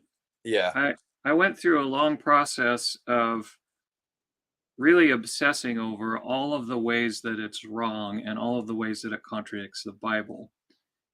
But it took me like quite a bit of time to move from all of the ways that I was able to now debunk penal substitution to, well, what does the cross actually mean, and can I make sense out of that? So building something in its place was a difficult process, and part of it is just that the thing that you build in its place is really straightforward and simple, and not very complicated. It's just it's not hard to understand. It's just hard to believe, because the thing that you build in its place is essentially that Jesus he's not saving us from like God's obligation to an imaginary punitive justice system. Jesus is saving us from our errors. He's saving us from sin. And what that looks like is the person who was formerly living in adultery and fornication and drunkenness and orgies going to living a life of honesty and hard work and joy and peace and, basically the fruits of the Spirit. So it's Jesus is revealing truth that affects transformation in people. That's what gets put in its place. Yeah, I think like when I stopped teaching the way that I used to teach jujitsu and started teaching the way I teach now, again, I don't even prefer the word teaching, coaching, guiding, helping along. It took me 6 to 8 months. And I mean, I would say I'm still working on things, but it's almost been 2 years, but it was 6 to 8 months before I even understood grappling in a way that I think is most fundamental. But the way I understand grappling now is so simple. It's almost stupidly simple. And I'm not saying that it's, that doesn't take a little bit of time to understand some of the things that I understand, but it's not that complicated versus the way that I understood it before. But what I found is, it took me 6 to 8 months. And obviously I did a lot of work on my own. Even though I had some help, I was mostly working on my own. And maybe part of that's just my personality. I also, like I said earlier in the conversation, I do believe that you can't really learn something from someone else. Someone else might be able to just prompt you to get there faster by saying something. But you still have to kind of stop and think about it and, do the work yourself. Even if it's almost instant work, you still have to do it. You have to go through that process. I really believe that from my own experience teaching and learning stuff myself. But anyways, what I'm trying to say is I had maybe 15, 16 years of grappling experience at that point. And it's really hard to undo all of that. It's hard to see past all of that.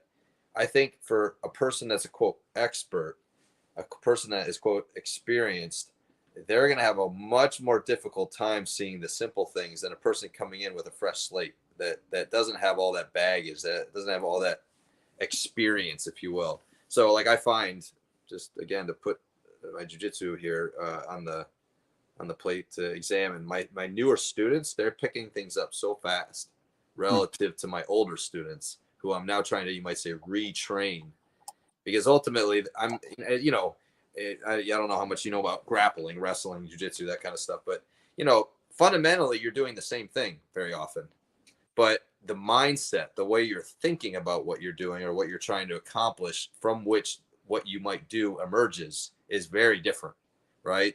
So, you know, I think in the same way in Christian related stuff, for me, you know, I'm still unraveling from it. I'm a year in, and I'm a crazy person, so I put like an insane amount of time and thinking into this stuff, like most people probably wouldn't ever even dream of doing, because that's just the way God made me, I guess.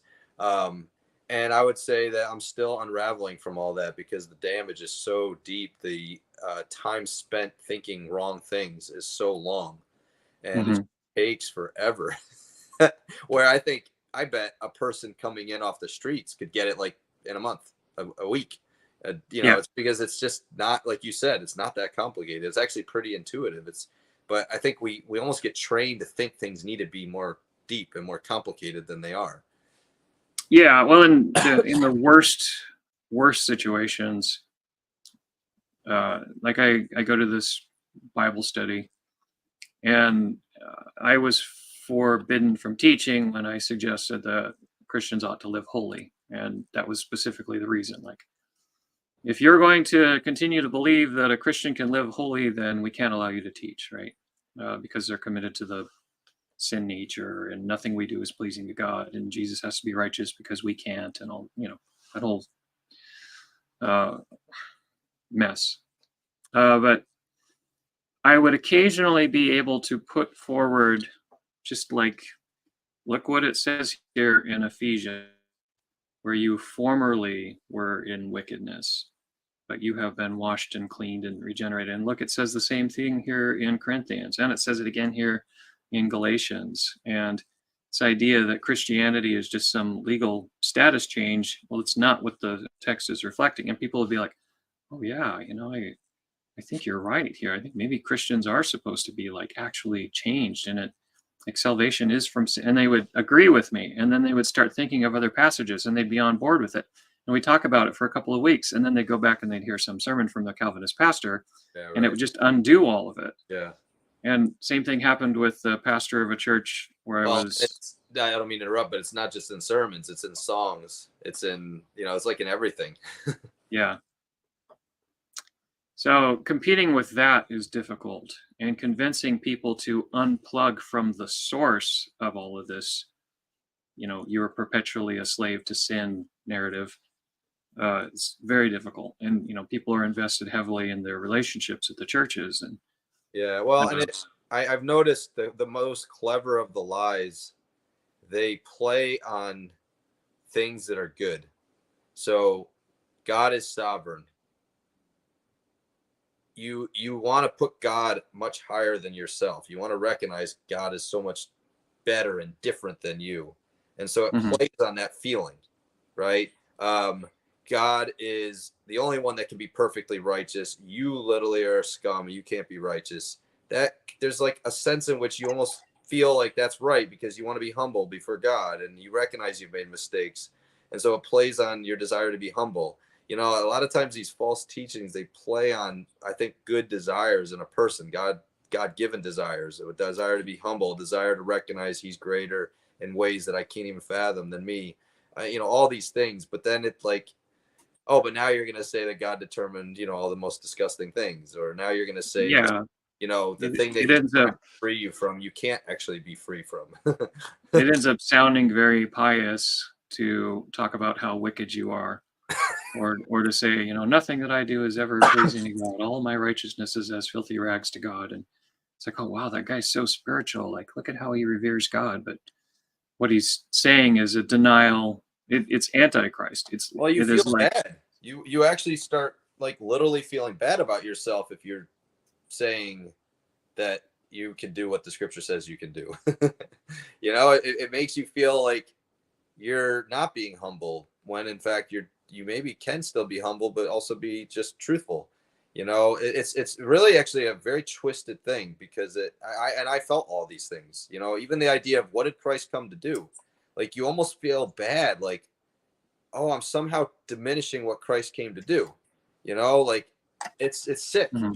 And yeah, I mean, it shows the cleverness of the enemy. It shows the cleverness of uh, the false ideas, because they really do. They twist themselves in and around good Mhm. intentions. Somebody was God gave. commenting, I don't think it was you, maybe it was, I don't remember. In one of the YouTube comments, this guy was talking about how we can advertise Christianity as being distinct from all other religions because in Christianity, salvation is entirely free because Jesus is doing everything for you. And in order to benefit from Christianity, all you have to do is basically just believe in penal substitution. Mhm. And that really just means something like saying a prayer, or when somebody says, "Do you believe Jesus fully paid the penalty for your sins?" You say the word yes. And that's really the only qualifying feature. And you get to go to heaven now. And it was totally done for you. And like, I guess my part is just to think that I don't have any part in it or something like that. It's a little bit confusing if you try to unpack it, but Yeah. Well, and then to it, deny that makes you like, oh, you're trying to take control of things. You're trying, and it's like, yeah, no, or I'm they not. accuse you of teaching salvation by works. And Well, but not even there, just that. Just the idea of like, oh, it plays on this sense of a person's desire to be humble before God, a genuine person's desire to be humble before God. It plays against that. It makes you feel like, for you to admit that, yeah, God does expect me to do. Now, I'm not doing it on my own. I'm doing it through him working in me and giving me the instruction and giving me the understanding. But yeah, I do still play a role. But then you feel bad well, about that, because God you suddenly have is. to.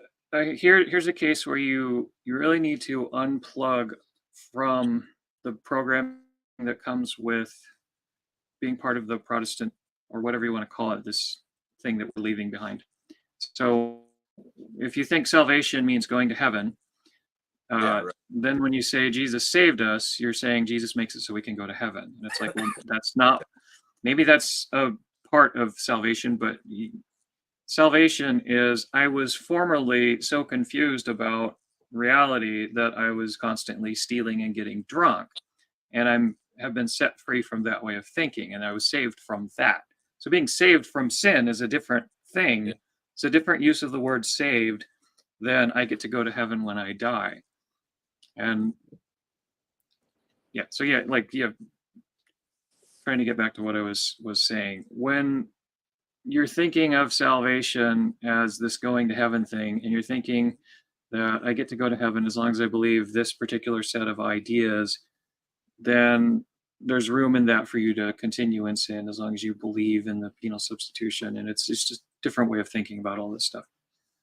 Um, I can't remember what it was you were saying specifically, but the this idea that like Christianity is distinct from all these other religions because it's all free. There's like not really even a way for those words to make sense if you understand what's like really going on. And what's really going on is when you're living the life that is carnal and you are in conflict with everyone because you're trying to grab the resources that they want because they're carnal, then you're living in sin and chaos and selfishness. And the way to be set free from that is not for somebody to come and change the books. The way to be set free from that, or the way that faith by God's grace freely saves you, is that he freely, by his grace, reveals to us the futility of that. So salvation is God's grace freely giving us the truth that we need to be set free from slavery to a way of living or way of thinking and feeling that ultimately ends in destruction, misery, death, and hell. So God freely comes and teaches us everything we need in order to get off of that path, which is distinct from a claim of salvation by works.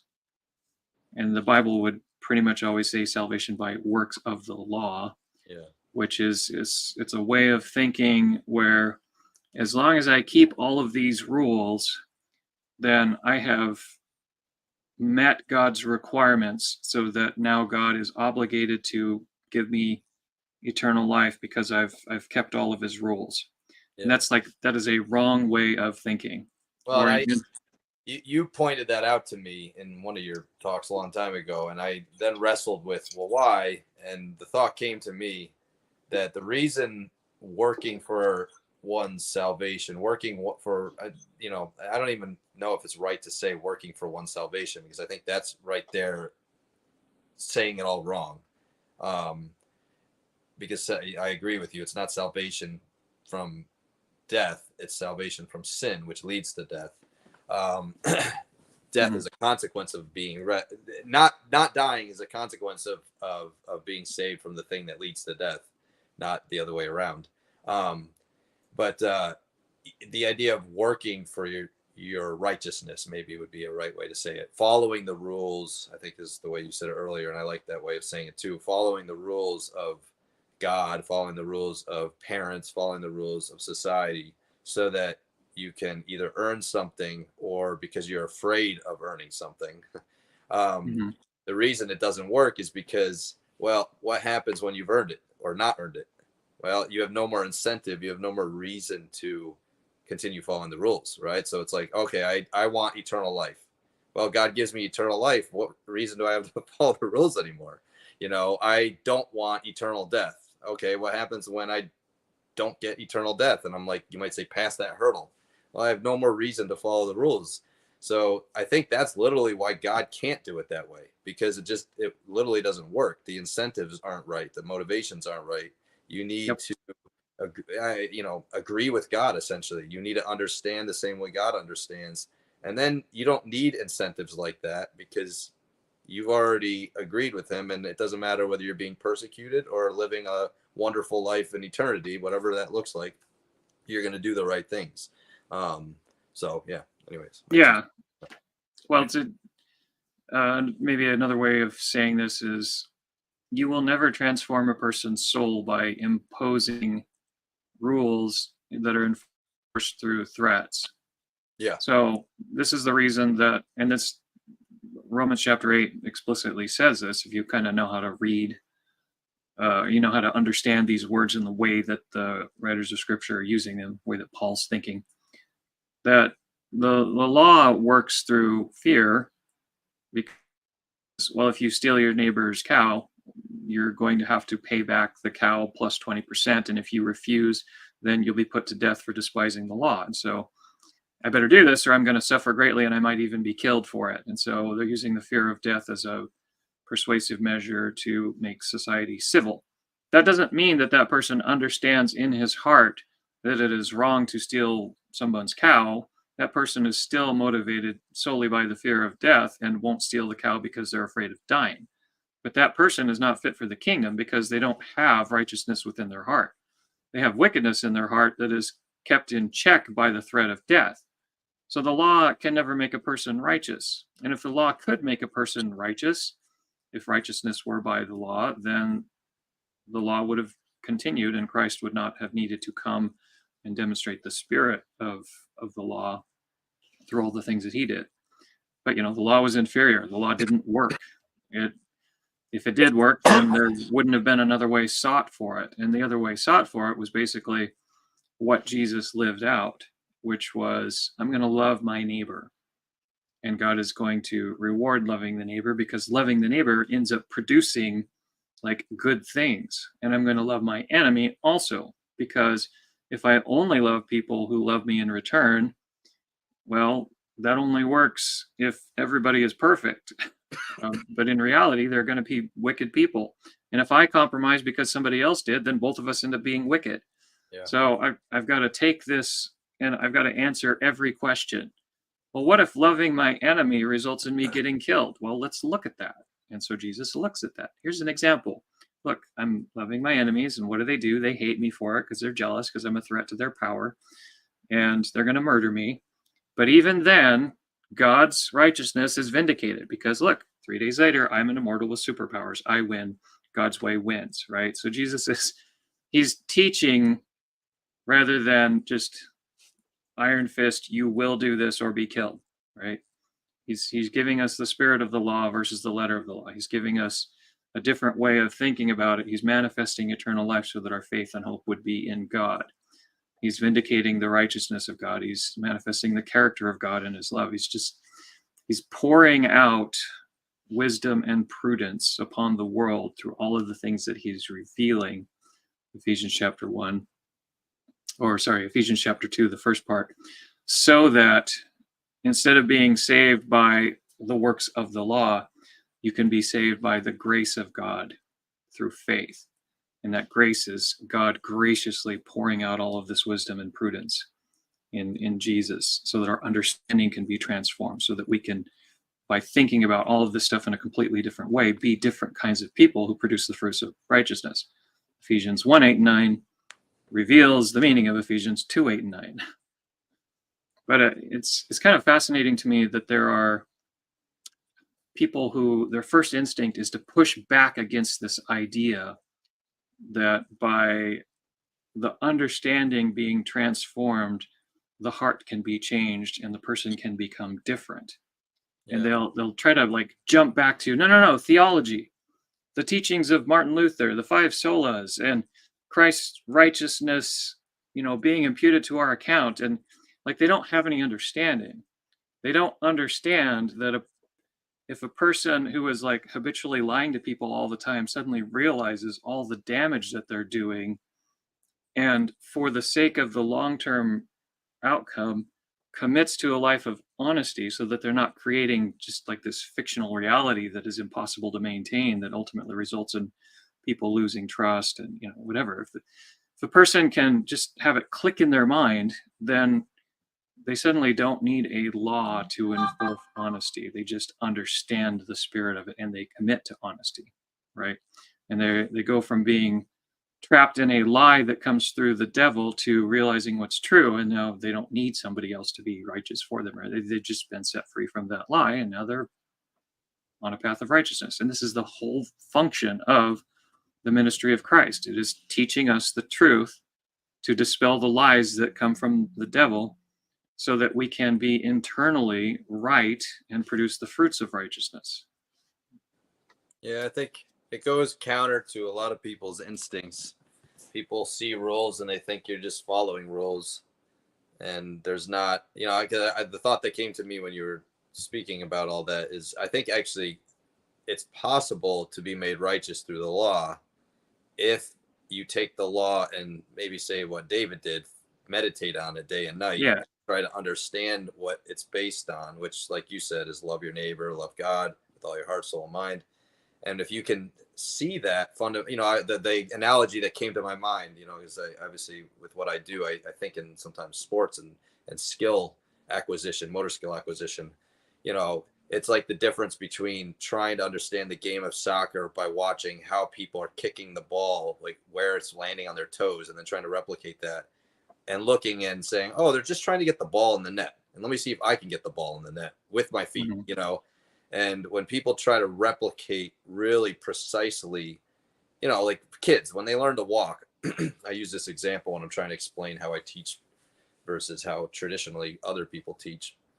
When kids learn to walk, you're not teaching them how to angle their knees and how much to web their toes and, how to lean. And, you're just really actually doing it, and they're seeing, oh, like mom and dad get there a lot faster than I do, and they also have they can get higher with this, and they're doing it on those feet rather than on their knees.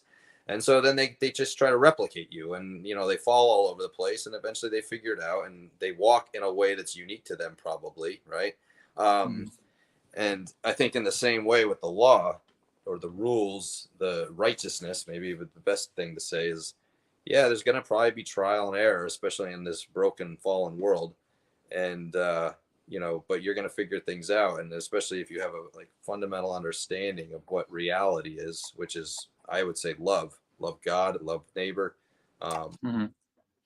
Then a lot of this stuff does start naturally just emerging. And I'm obviously not trying to in any way take God out of the picture, because God, is the source of all this, and Christ is, the textbook for dummies, so to speak. So it makes it a little easier for us, and also takes away the fears, fear of death, like you brought up earlier. But I think a lot of people. So when I was first coming out of this old way of teaching and doing the new way of teaching, I remember listening to a podcast episode that was titled "Information is Like Crack," and that wasn't a compliment. That was we get a dopamine hit when we hear an expert say things. It like feels good to us. It doesn't matter whether we can go and replicate it in the real world. It just feels good to us to like hear stuff that sounds right, that somebody is acting confidently about whatever. There's something about humans that we really like, that it feels good. But it doesn't necessarily help us do anything, right? So I mean, I could probably hear you talk for 4 hours about like all the best ways to plumb, and maybe it might help me a little bit if I'm really paying attention and trying to understand. But for the most part, I'm probably going to go and do just as awful as I would do without all that if I want to try to do plumbing, because hearing knowledge and information shared just doesn't get us to where we need to be. But yet people are uncomfortable with that. People want that hit. People want to feel good about what they're receiving. They don't want to, like my classes, for example, with jiu-jitsu, there's a lot of trial and error now. And so that means there's also a lot of failure, and people don't like failing. But the problem is you don't succeed without failing. You don't learn without failing. It's literally impossible. Like we learn via failing. But yet a lot of people psychologically, culturally, I think our education system actually is set up to make people like this. You see a lot of people that have no ability to think for themselves, no ability to question anything, be skeptical. And yeah, it makes people really uncomfortable to hear, yeah, I'm not going to give you the answer to that, or there actually isn't an answer. Like, it turns out if you're trying to immobilize somebody that's fighting you, there's almost an infinite number of ways that things can play out. So you need to have simple things in mind rather than these complex. Like the way I usually distinguish it between objectives and solutions. When you have an objective in mind, like for example, go touch the wall, it's much easier for you to organize yourself around that task than put your foot here and then put your foot there and then put your foot over here and then do this and then and the more obstacles I put in your way, the less likely you're going to succeed if I give you a million, you might say, solutions to solving the problem rather than just putting in your mind the objective. I'm sure you understand this with like programming. I bet there's some similar analogies that come out. And well, BMX is what I think of mostly.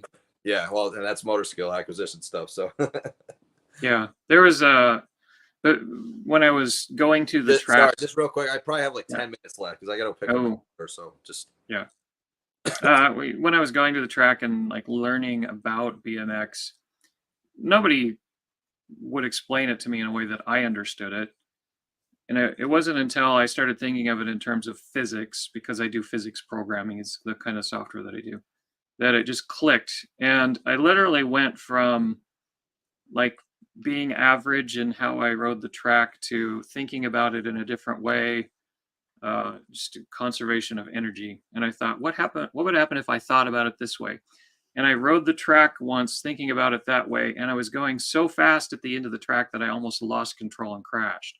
Like it made a 20% increase in how fast just this one thought about basically not losing speed when I'm rolling up a hill by sort of getting myself as high as possible before the uphill parts and sort of lifting the bike up to me, and then standing up as I was going down so that I was sort of maximizing falling to push me forward. And just like suddenly I was massively faster to the point that I had to like completely relearn how to do the track with all of this extra speed. It was just this one thing clicked, but even explaining that stuff, like you could talk about all the theories of BMX all day long until you get out and ride the track hundreds of times. All you're going to have is just words. And obviously this parallels Christianity, because Jesus is teaching us things like how to be loving to our wife and our kids when everybody is screaming. Like, how do you not lose your cool when everybody is literally screaming at everybody else? And how do you bring peace into that situation? Well, you can take the principles of love your enemy and not let anger overtake you, and learn all of the things that Christ teaches about how to behave in this situation. But until you've had to do that like 100 times, Mhm. you might not be good at it. And the kind of Christianity that the Bible is actually teaching is not next word predictor Christianity. What words are supposed to follow this question? It's how do I love my wife and kids when they are screaming? And how do I get good at that so that I live a Christ-like way regardless of what's going on around me? When I'm in traffic and some idiot cuts me off, am I going to like flip them off and scream obscenities? Because like I just recently heard of a guy who was supposedly a Christian who was doing that, which it's like, I don't know what it means to you that you're a Christian. Probably it's the next word predictor kind of Christianity, but you're not living out Christ likeness. You're not a disciple. You're not following Jesus. You've got something It that you doesn't think is sound anything Christianity. like First Peter 2. Yeah. Yep. Real quick, all of the passages that people put forward for penal substitution, like Romans 6:23 or whatever, the wages in context. Remember the principle: the author is trying to communicate something. What is the author trying to communicate? Let's hear that and be content with it. Let's not have our idea and look for verses to use to try to make it seem like our idea is biblical. It's a different approach. So like Romans 6, for example, it starts with the idea of dying to sin and how sin leads to death, and to be crucified with Christ means that you die to sin and you live to God and all this stuff. It's talking about turning from a life of sin to a life of following God. And it says towards the end of that, what fruit did you have in those things that you are now ashamed of? Which would be adultery and selfishness and lust and drunkenness. And don't you know that the end of those things is death? And that word there is thanatos, which is used to describe hell. It's also used to describe misery. Just basically, it's the place that you don't want to be, because everything there is darkness and misery and horror, and you can experience that while you're alive on earth. This thing, thanatos, is more than just like going to hell. It's also just misery and torment in general. So what fruit did you have in those things that you're now ashamed of? The end of those things is death, for the wages of sin is death, but the gift of God is life, right? Wages is just a metaphor for this idea that when you engage in sin, it produces misery. And if you try to read into it further than that, you try to take the analogy, the lips are like the red rose, and say, oh, well, we better make sure we water those lips so the petals don't fall off, or better make sure you don't reach down further because you're going to get poked by the thorns. Or that's not what the analogy is meant to convey. It's just meant to convey the color part, right? So the wages part, it's just meant to convey the outcome. Like it says fruit before that.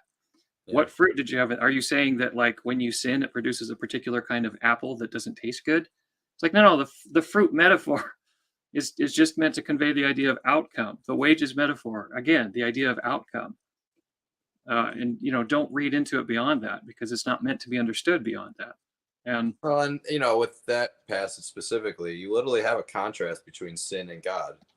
And so to use that as a proof text for what God has to do or what God does do is fascinating. Obviously, I was a sucker for that in the past, so I'm not trying to put myself on some pedestal, but I think one thing that I've found that I've tried to use as a tool to help me deconstruct and unravel from some of the ideas that I had, and especially in regard to passages or verses that I like to distinguish between what they say and what they feel like, is just to check off the list what they don't say.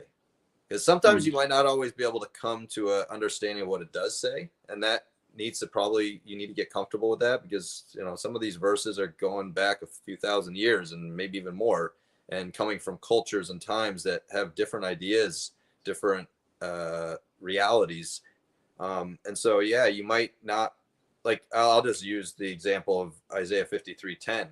I actually not totally sure that the translation's good, but in the NASB 95 it says, "But the Lord was pleased to crush him," right? And for Mm-hmm. a lot of people that feels PSA-ish, but it doesn't say God poured his wrath out on anybody. It doesn't say that God punished anybody.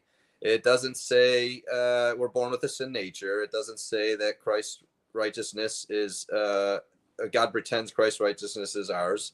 Like it doesn't say any of those things. So yeah, maybe I'm left not being sure what that actually means, but at the very least, I can check off the list that it doesn't say any of those things. And I think Mm-hmm. that's a really helpful tool that I found useful for me, is just going through sometimes the verses that don't say, I'm sorry, the verses that feel a certain way to me, and just, well, does it say this? No, it doesn't say that. Does it say this? And I think obviously you have to, the one problem with talking with people about, say, something like PSA is they don't often even know what the unique claims of it are.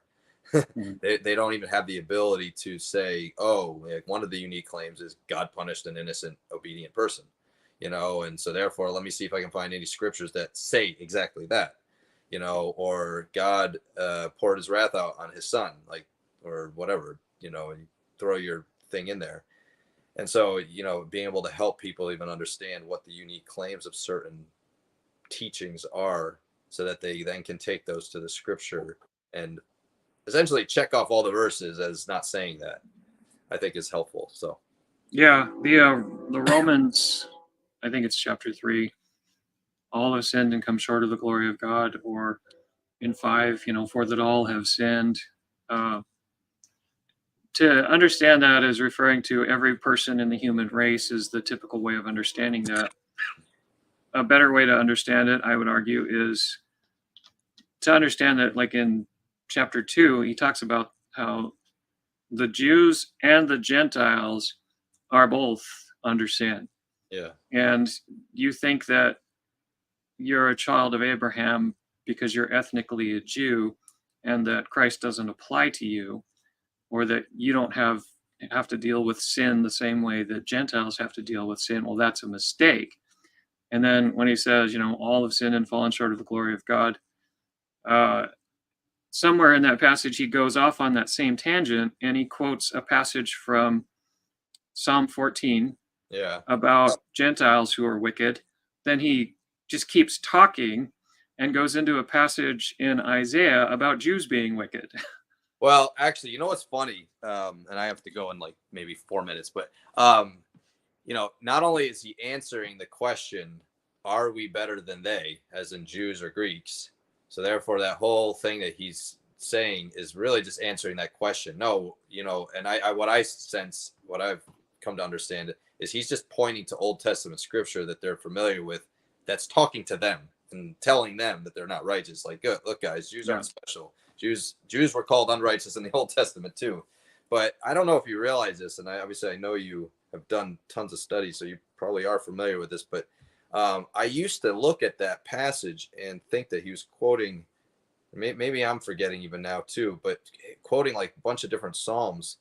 But in the Septuagint, he's just quoting one Psalm, and maybe there is an added section later, and I can't remember.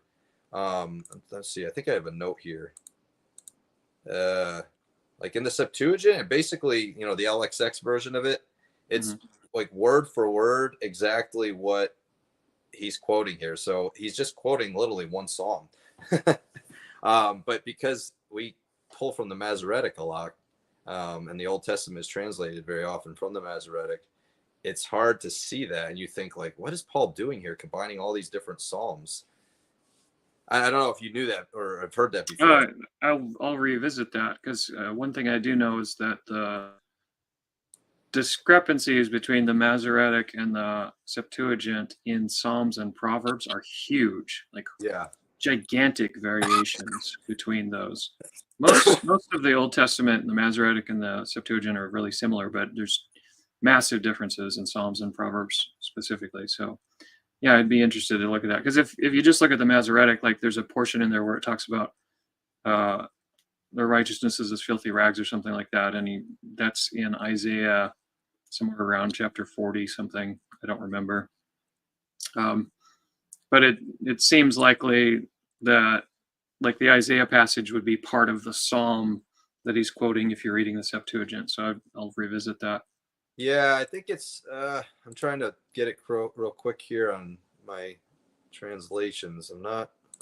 I'm using my computer because I usually use it on my phone.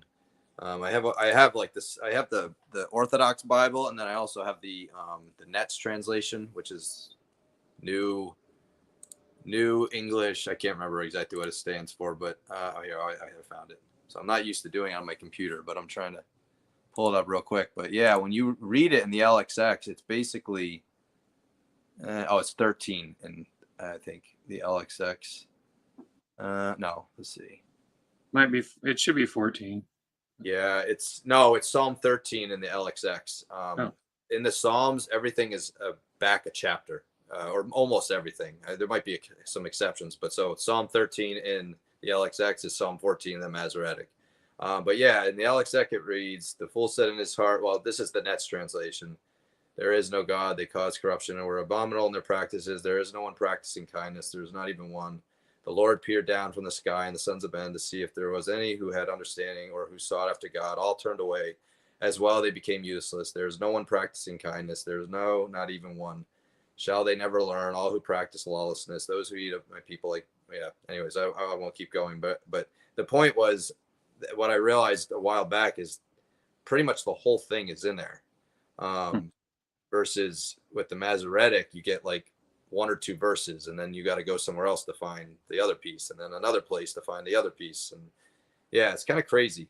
And it definitely makes it harder for you to see the truth of like what Paul was doing, because he wasn't piecing together a lot of different things.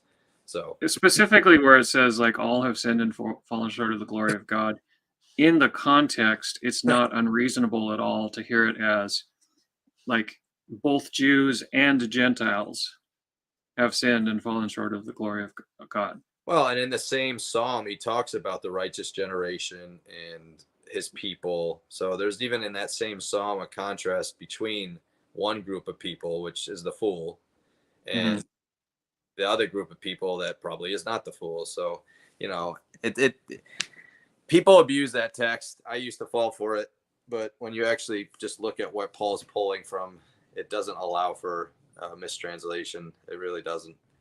But yeah.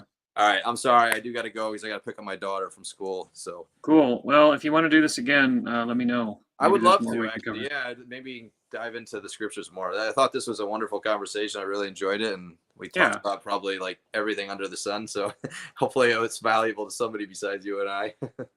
Yeah, well, we'll see. There was actually a lot of people commenting as we were going. Cool. I'll look through that later. Rich, thank you, man.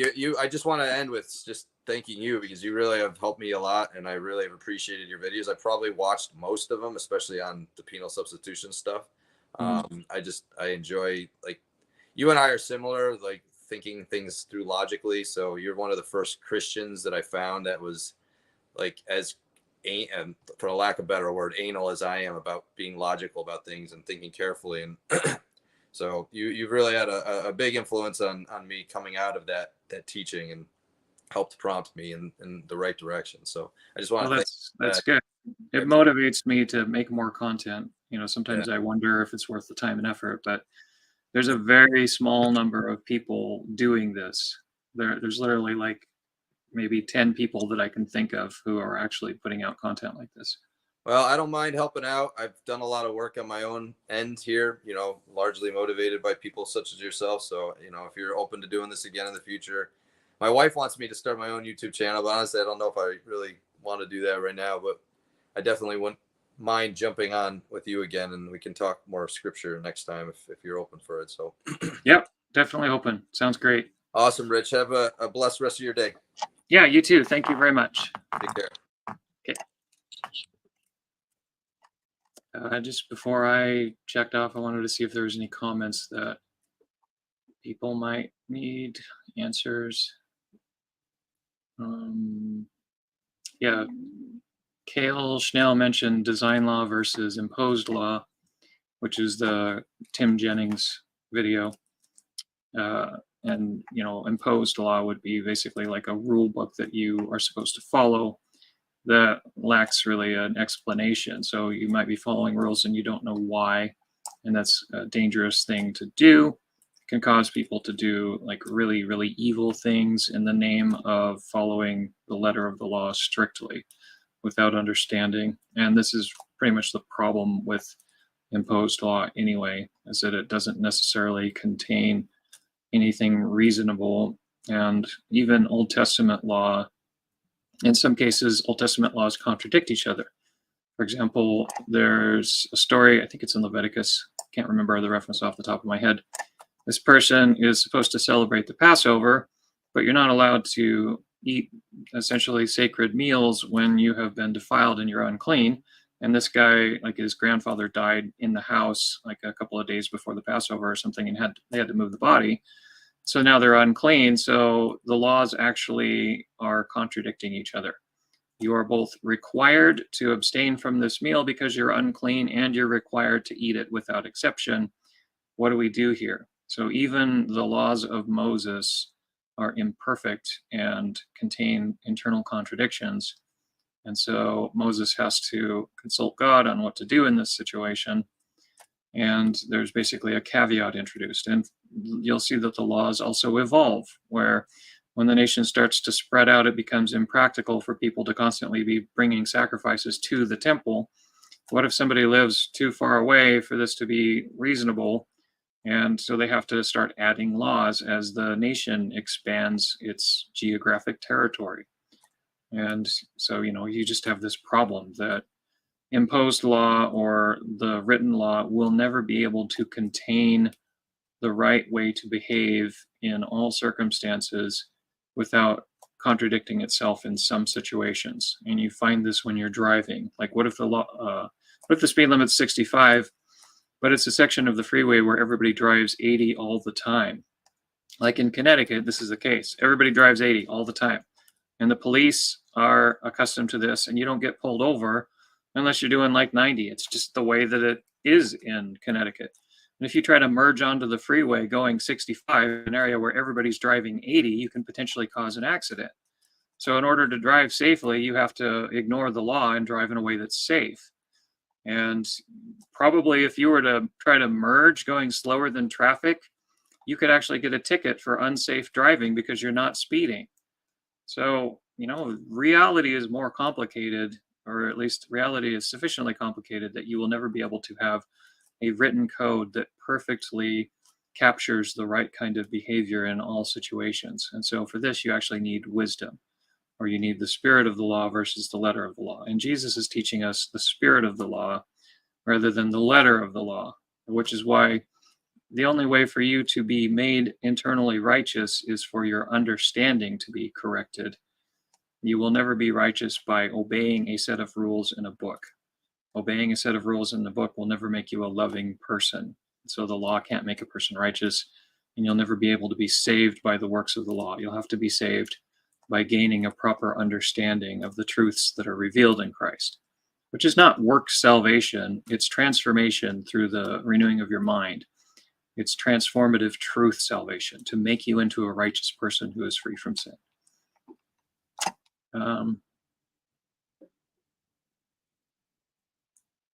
Looking at any other comments. Hebrews 11, describing faith, it says, now faith is the substance of things hoped for, the evidence of things not seen. That doesn't necessarily give us a good definition. It's not like a dictionary definition of faith like we're used to. But as it goes on in Hebrews 11 and describes the kinds of things that people did as examples of great faith, you'll see time and time again, like Rahab the harlot, she hid the spies, and she's given as an example of great faith. But what does hiding spies have to do with faith? Well, it's very simple. There were stories going around about what the Israelites did to the Egyptians, how the Egyptians were drowned in the Red Sea and they escaped from slavery in Egypt, and the God of the Hebrews saved them mightily and in powerful ways and completely destroyed the armies of Egypt. So Rahab, hearing about this and hearing, hey, these Jews who worship this Jehovah God are coming to our town, she immediately puts two and two together and says, well, I can either cooperate with the governor or gubernatorial authorities of my town, or I can cooperate with the God of Israel, who is far more powerful than any authority figure in my town. Which one makes more sense? And she decides to cooperate with the God of the Hebrews. So she is doing some thinking, putting two and two together, and acting in a way that is correctly corresponding with reality. And this is described as great faith. And then you have other people who are wandering the earth in sheepskins and homeless. And why are they doing this? Because they're putting two and two together, and they're understanding that they could compromise in order to have a more comfortable life, or they could put the more comfortable life aside without compromise in order to obtain a better resurrection. So life on the other side is going to be better than whatever benefits I might get from compromising righteousness or cooperating with this wicked system or something like that. These are people who are thinking and putting two and two together. So faith is the substance of these things that these people are hoping for. Rahab is hoping for a better outcome if she cooperates with Jehovah than if she cooperates with the governors of Jericho, for example. So she's got this hope. And her faith would be described as basically her comprehension of what's really going on. So I don't know. I'll stop pontificating on that. I don't see any explicit questions in the current comments, so I guess I will end it there so that I can get back to doing like work type stuff. So please feel free to, and I would encourage people to post questions and things in the comments. And if you have stuff you want to talk about and you might want to be interviewed, then I would encourage it, and I'll have conversations like this with you all. So everyone have a wonderful day, and yeah, we'll see you next time.